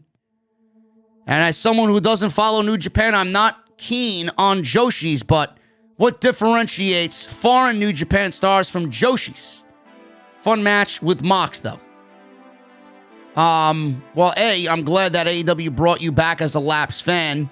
Joshi, from my knowledge from listening to all the crying geeks on social media, is just what a female wrestler is called in Japan, Joshis.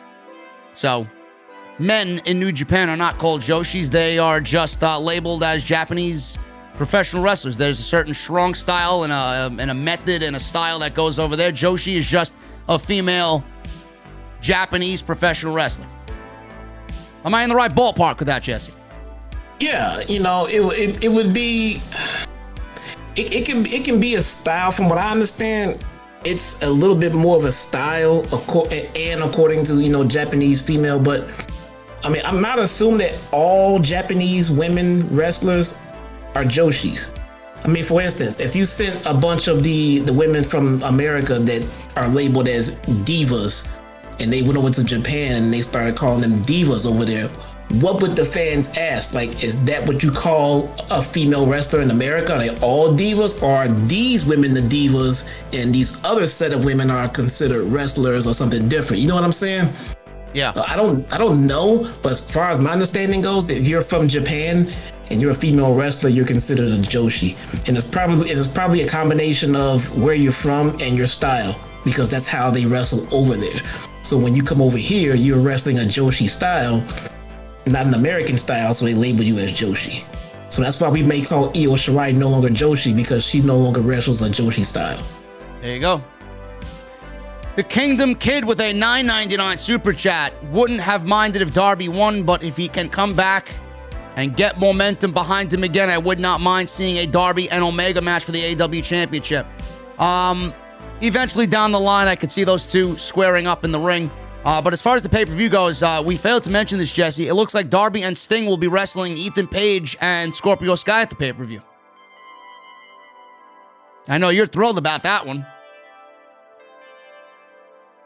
I can sense by the silence that you're giving me right now. Great. Move on. Great. Kenley Pierre, the Kingdom Kid, thank you for the $10, brother. Kenley Pierre with a $1.99 super chat. Jesse, are you a Bengals fan? He asks. No. I've worn so many different teams. I mean, I used to. I don't buy jerseys anymore. But I used to collect a lot of authentic jerseys. I have a lot of authentic football jerseys, and I don't think I have any authentic basketball. Jesse is a Chicago's Cubs fan. Jerseys, though. God, no, don't ever say that again. I mean, I'll get the jerseys of some of my favorite stars. So I have an Ocho Cinco. I have Adrian Peterson, a Dan Marino. I got a lot of the individual stars. No matter what team you were playing for, if you're a big star, I probably get your jersey. So. Drew Gilmore with two $5 super chats. Drew said he will be at the meet and greet and the Fan Fest in Jacksonville, so we will be seeing him down there. Hey, JD and Jesse, super chat is acting up and not letting me send all I want to say, but a great Dynamite, and I will see you at the Fan Fest. I'll send in increments. Been busy with work and grad school getting my MBA, and I got another A on a course. And then he follows up with another $2 super chat and a $5 super chat. Girlfriend and I broke up this past Saturday. Sorry for the breakups and super chats. Don't know why it's acting up on me. It's a lot to take in there, buddy. Listen, we both look forward to seeing you at the meet and greet and the Fan Fest. Congratulations on grad school. That's awesome to hear, and I'm terribly sorry about the breakup of you and your girlfriend this past Saturday, man. Hopefully you're coping well. Just make sure you keep yourself busy. It's the best way to get over something like that. Hey, keep those good grades up, man. You'll be fine. Keep those good grades up, man. And like I said, the super chats are a little iffy. Sometimes they do act up. The more you apparently give in the super chats, the more text space you have to write. Right. But I don't know why it's acting up. It's just YouTube, bro. Nothing new here. Right, appreciate you, brother. Thank you so much. Coiled Phoenix with a $5 super chat. I'm mad that I missed AEW tonight, but I'm glad I didn't miss OTS because I can't miss my guys. Much love to you both and the OTS family. Thank you, Coiled Phoenix. It was a great show tonight. I would highly recommend you go back and catch up on it if you could. Yeah, sure. The Dud with a 5 and a 5. Two $5 super chats. Who does the guillotine choke better, Roman Reigns or Matt Hardy? Roman Reigns. And who would win in these matches? Darby versus Jeff Hardy. I'm going with Darby. Miz versus MJF. I'm going with anybody but the Miz. Yeah, anybody you said after Miz versus was going to win that. Yeah. Powerhouse Hobbs versus Limited Keith Lee. I'm going with Hobbs. And Batista versus Anthony Agogo. I'm going with Anthony Agogo and his dreaded midsection punch. God, dude. I'm only joking, Batista. I don't know where you came up with these matches, bro, but good thing you ain't booking matches, bro. Yeah. Apparently Keith Lee has been in the news lately, Jesse. I don't know if you seen his cryptic tweets on social media. He's either making a comeback or he's leaving WWE, one or the other. But I do not think he had COVID. I do not think that he was hurt. I would be a betting man and say that this man's off TV because Bruce and Vince want him to lose weight. And I'm sticking to that. Yeah, he's off TV and we all know why. Yeah. So, I mean, he's basically locked in the fucking basement with a phone trying to scream for help through Twitter and nobody's fucking listening. Yeah, nope. Give me a break with that shit, folks. He is too good to be wasting away, but that's what they do. CCC with a $5 UK super chat. Cody buried Wardlow in his first match. Anthony Agogo is definitely losing. Cody did not bury Wardlow because Wardlow is a fucking beast. Nobody looks back on that and thinks, well, Wardlow is buried. Come on, man. That was a great steel cage match. Yeah, Cody's gonna fucking win, isn't he? Yeah. He's what the fuck, dude. Look, man. If he fucking wins, if he beats Agogo, and I'm not even a big fan of Agogo, as you all can tell, he hasn't done shit. But he's fucking new and he's trying to get his traction. So if Cody beats him, man, I'm going full blown heel on Cody, man. Yeah, well, listen, let's cross that bridge when we get there. Yeah.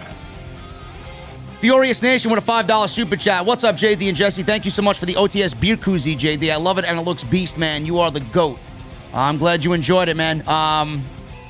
Everybody that got donations in for a beer koozie, you should be getting them already, man. So everybody that donated the 50 are gone. I do have a couple lingering around. I know Rage wants one, so I got to send one to her.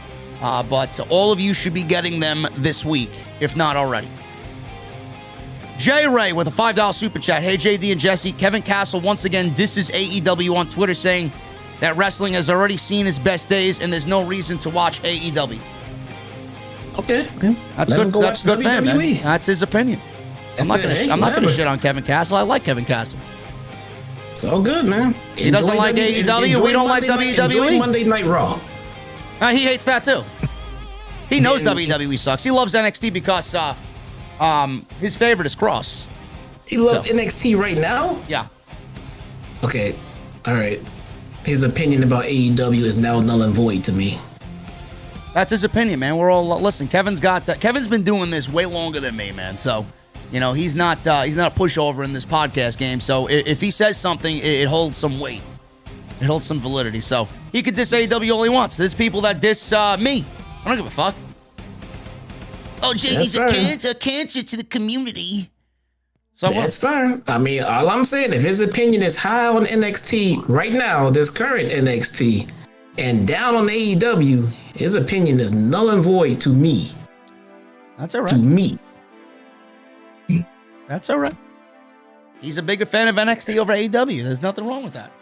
There's nothing wrong with that. There's nothing wrong with being. I just miss my old NXT. But if NXT is up right now and AEW is down right now, in his book, his opinion is warped.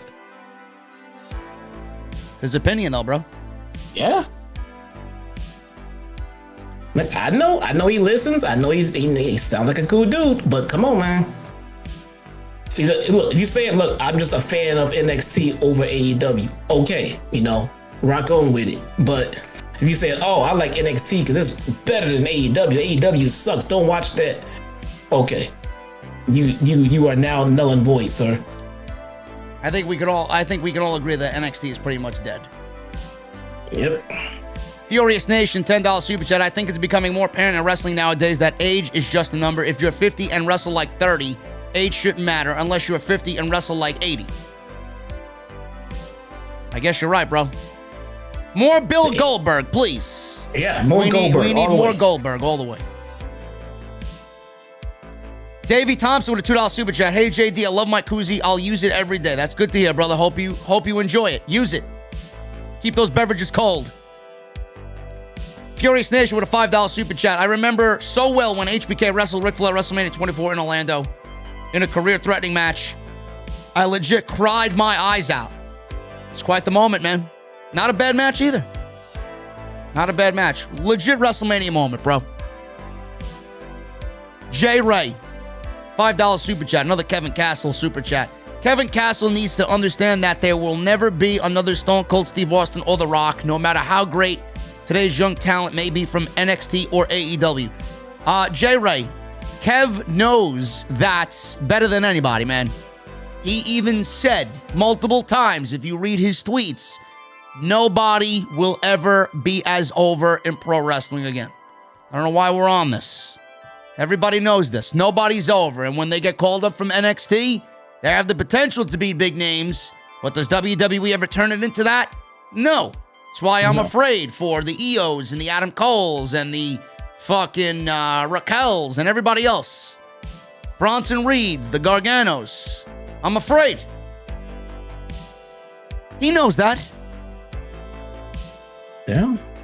$2 super chat by the Dud. Sadly, this podcast was marred by the trolls. No, it wasn't. Oh, what? You guys paid him too much There you go. That Jesse took the words right out of my mouth. It was marred by the trolls because you allowed it to be. Ignore them. Everybody who put a single finger on a key in response to something a troll said is a fucking tool. Ignore them. I do it. I'm guilty of doing it only when I want to be fucking frisky on here, but ignore them. Please. Ignore them. I mean, every time you comment on them, you make them stay. If they kept trolling and nobody ever said shit about it, they have no life. They wouldn't come back. They're here on YouTube live at 12:30 in the morning while they should be sleeping or jerking off to Alexa Bliss posters, or either one. You know, they're listening to me and watching me listen to you guys who donate into the stream. So, you know, who's the loser? I don't know what's worse: people who sit around and troll, or the people who can't wait to comment on the trolls. Oh, somebody bench him. Somebody bench right back. Somebody, shut the fuck up. I don't know. Just leave them alone. Ignore them. Ignore them. They'll go away. PMAC with the $5 super chat. JD caught the big dummy Braun Strowman outside of the venue trying to start a fire, but this moron couldn't figure out how to use a lighter. Whee! Sounds like Braun Strowman, PMAC. Sounds like Braun Strowman. J-Ray, $10 super chat. JD and Jesse, buy, sell, or hold. AEW Double or Nothing edition. Pinnacle defeats and disbands Inner Circle. Sting and Darby join the Dark Order. Or Orange Cassidy upsets Omega and becomes AEW champion. That's just not happening. So whatever is, Well, I think we're in agreement. We're selling on that one. Yeah, that's done. I'm gonna Inner Circle to win. I'm gonna buy on Pinnacle defeating Inner Circle and disbanding, and I'm gonna hold on Sting and Darby joining the Dark Order, even though that won't happen. Yeah. Thank you, J. Ray, for the $10. Furious Nation with a $5 super chat. Spencer Rupert TV says that Ryback is better than JD and Jesse, and Spencer Rupert TV got benched in the chat, and rightfully so. Furious Nation, thank you for the $5, but stop acknowledging the trolls, bro. This is the same account that was in the chat saying that he was going to end this podcast. He's going to end his evening jerking off into a tissue looking at fucking old WWF magazines of Sonny back in the day. Cut the shit. Yeah. Mods, one of the mods, I don't know which mod it was, but the comment right there by behind the cage, somebody read that it got held, and then somebody put it through. Why would you put that through? It got held up. Why would you put that through? Whoever did it, somebody did it. Just wondering. What did it say? I'm currently uploading my Dynamite review of tonight's show on my YouTube channel. This guy reads it. JD, we used to be friends before you turned your back on me. I'm not friends with anybody. Asshole. Why do you fucking read it? Because I wanted to be frisky, Jesse. Do you mind? No. Well, no. Yeah. Fuck you, man. Whatever. PMAC, $5 super chat. Imagine you're back in high school and you have a history test and you didn't study. Braun to the right and Ryback to the left. Who are you cheating off of? Jesus Christ. I'm handing in my test with no answers on it and I get an F. That's what I'm doing. I'm pretty much floating up Schitt's Creek at that point. Indigo with a $5 super chat. Hey, JD and Jesse, much respect. JD, are you going to love, you're going to love episode 1 of Dark Side? Jesse, I saw every A&E doc so far. You're right. Another awesome live stream. Yeah, I got to watch that Dark Side of the Ring, for sure. Yeah. It's good. Anthony Hayes with a $5 super chat. Guys, love the show. Can we get Jesse vs. Thunder Rosa and Britt Baker for one night only? Yeah, that's original. I don't know, man. It sounds like a fantasy evening for many wrestling geeks out there. That's original. Daniel Rodriguez with a $9.99 super chat. I love the fact that Jesse is man enough to take a possible beating in Jacksonville from 3 of his favorite wrestlers in AEW. Just kidding. I love Jesse. You still my guy. He is Shyrock's finest, is what he says. I have never. If my wife is still here in the chat, she can. I have never turned away from, backed down from, or avoided a fight ever in my life. There you go. I don't necessarily have to. I don't win every goddamn fight I get involved in, but I don't back away from a fight. Hooligrim with a $10 super chat. My mom got out of bed on her own today. First time in 2 weeks since radiation. She sat on the couch. Thanks for all your love. I show her the chat every time. I think the thoughts and prayers are working. Hooligrim, that's excellent news. Hopefully that continues to happen and she's on the road to recovery. Everybody in the chat, more prayer emojis for Hooligrim and his mom. Yes. Right now. That's awesome. Thank you, buddy. That's awesome. Thank you for the $10, man. PMAC with a $2 super chat. Have you caught any episodes of Younger Rock? No. Cal L with a $5 super chat. Hey, fellas, just checked in. Catch the rerun. Just showing some love, fellas. And Jesse, you know Mustangs rule. LOL. Good night, guys. Mustangs. YT Malice with a $4.99 super chat. 2 things. 1, I think Jeff was a heel in TNA during his Immortal run. 2, I think Miro wins by DQ against Archer and have them feud throughout the summer. I think you're right, Malice. And I don't watch TNA because who does? No. Thank you, Kal-El and Malice, for the $5 and $4.99 super chats. Magician Sapphire with the $10 super chat. Hope Orange Cassidy is okay. That spot was scary as hell. And praying for a full and speedy recovery for Absolute Ricky Starks. Indeed, man, on both. Issa with a $4.99 super chat. The NYC Demon Diva hadn't watched wrestling for over a week, and I gotta admit, it was nice. Cured that WrestleMania hangover. Yay for Miro. Well, listen, if you're in Cancun drinking colorful drinks, I think that sounds better than any Monday Night Raw ever. Oh, shit. So she didn't watch Roman last Friday. Well, listen, listen. If Roman was on TV, I'm sure she caught a replay or a YouTube clip. You expect me to believe she sat there and missed Roman on Friday? I call bullshit. Thank you, Issa, for the $4.99. Hopefully you're feeling better from that fall that you had before vacation, and I hope everything is going well with you. Jericho 8131, $10 super chat. Did you see the blonde in the Pinnacle segment that looked exactly like Charlotte Flair? No, I did not. I would have noticed that. Miro Archer should be saved for the fall and maybe have Pac be his summer feud coming out of Double or Nothing. I could see that. Archer versus Pac? Sign me up. Yeah. You said she was trashed and she did watch Roman. Okay, good. All right. I watched Roman. Yeah, of course you did. I'd be trashed too. Right there with you. Cal L with a $5 super chat. Hey, Jess, do you have any Steelers jerseys? If so, I'm a guess. Palomalu. No. I know Steelers, the only defensive jerseys I have is I got my powder blue Sean Merriman and I got a Vikings Moot. But other than that, I got Larry Johnson, Adrian Peterson, I had Terrell Owens. I got a Dan Marino throwback. It's actually pretty damn nice. LeBron. I got some good jerseys, man. I don't wear them as much anymore. I kind of just started wearing them now for the reviews, but I don't wear them anymore. I kind of outgrew them as far as I'm now fucking 44. I don't want to wear fucking football jerseys out and about. So I think the only jerseys I own are Brave jerseys. Smoltz and Chipper Jones. Love Chipper, man. We got Munchie Time with a $4.99 super chat. Even if my Royals took a Humberto today, I'm assuming that means an L.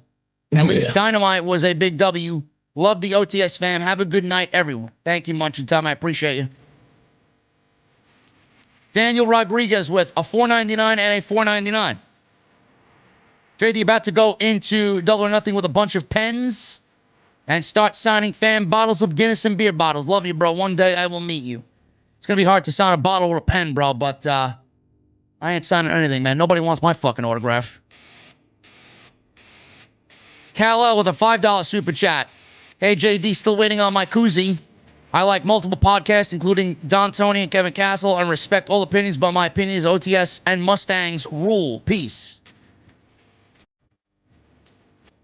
Don Tony's the godfather of this community, man. He does his shit, and nobody gives him bullshit for it.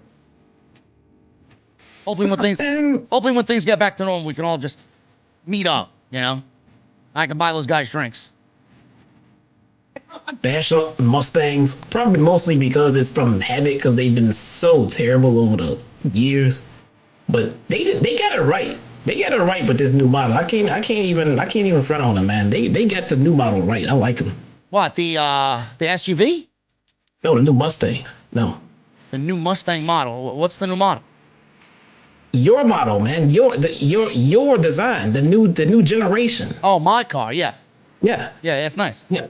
No. They finally get it right with the design and the engine on this one. I am a fan of it now. I still don't like it better than the Challenger or the Chargers, but it's harder to shit on them now because they've kind of stepped it up. Gerald Bryant with a $5 super chat. Hey, JD and Jesse, who do you think the next free agent to sign with AEW will be, and could we see CM Punk and AEW in Challenge Monday Night Raw in the future on Monday night? I don't think that should be in their radar or on their radar right now. And who do I think is the next free agent? I don't know, man. I don't think anybody's showing up at Double or Nothing. Jordan Grace. I heard she signed with Impact again. She resigned? That's what I heard Sean Ross Sapp say. Oh, no. Why? I don't know. Huh. I don't know. I don't think it's Tessa. Or maybe it is Tessa and they're keeping it very secret right now.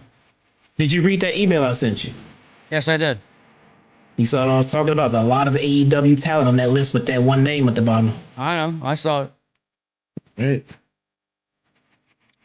Daniel Rodriguez with a $4.99 super chat. This won't happen, but if they let Orange win the title, Cornette will have a field day with that one. Don't worry, he's not having a field day because it's not happening, Mr. Rodriguez.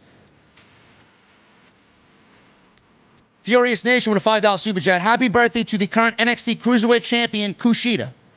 Happy birthday to Kushida. Jack Brewer, $5 super chat. Are you ready for the new Miles Kennedy album on Friday? I'm more than ready, man. Fear Factory's new album comes out on Friday as well. I'm stoked. Magician Sapphire, $5 super chat. Bruce Pritchard is a human dung beetle. He takes whatever shit Vince craps out and rolls with it on Monday Night Raw. Sounds like Bruce Pritchard to me, bro. Bruce is a fucking failure. He's only there because he doesn't know anything else. And he loves Vince McMahon's, you know what. Oh, jeez. And Daniel Rodriguez with a $2.99 super chat. You right. Scratch that, JD. Bring the markers. LOL. Nobody wants my autograph, man. Just buy me a fucking beer. Just buy me a beer. I forgot my #1 jersey, my prize jersey. I have I got an authentic field jersey signed by Dante Culpepper. Vikings. There you go. All right, man, we're about to get out of here. Any parting words before we hit the road here? Yeah, man, you're an asshole. You fucking spoiled Resident Evil for me. How did I spoil Resident Evil for you? I'm not even done with the fucking game yet. Because I text you and said, hey, this fucking woman keeps following me around in this house. And you even text me back, well, she's a fucking dragon. I'm like, what is he talking about? I didn't clear the first house yet. I didn't even know there was more than one fucking house. Bro, I thought you were way farther than you were. No, I wasn't even talking about the lady in the white dress. I meant the one that kept disappearing into the black fucking bats or whatever the fuck. Oh, that's the end boss. No, that's Mother Miranda. The one that you got exposed to the light to kill. I don't know what you're talking about. I'll be on Twitch tomorrow doing the rest of it. I got I beat the goblin looking guy, light. The fucking Kevin Dunn. The fucking guy with the humpback on. I just beat him. Oh god, yeah. No, I didn't get that far. Well, you don't want to get that far because he was the worst boss fight in the game. Oh, Jesus Christ, dude. Then I got Heisenberg. I got Heisenberg up next. Yeah, I just cleared the first house. I just got to that center courtyard where you gotta like branch out and go to the other houses. So I just started the second house. There you go. I'm not gonna say anymore. The game is awesome. I'll be on. We're not spoiling anything, bro. We're not spoiling spoilers in the chat. You know what it looks like. You've seen him in the fucking game already. I got Bruce Pritchard. I got Bruce Pritchard in the chat calling me a failure, bro. It's time to get out of here. Come on. Anyway, guys, you know the deal. You know the deal, guys. Follow me on social media, JDfromNY206. And go check out all the other videos that you might have missed as well. And please hit that thumbs up. Let's try for 750 before we get out of here, man. Listen, I got my cold beverage. What do you want? More people in the go home segments of this stream than you do at your NXT review. I know it's crazy. NXT sucks.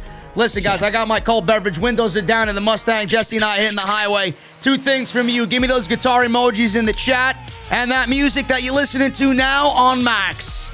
I'll see you guys on Friday for SmackDown right here on OTS. I'll see you guys later.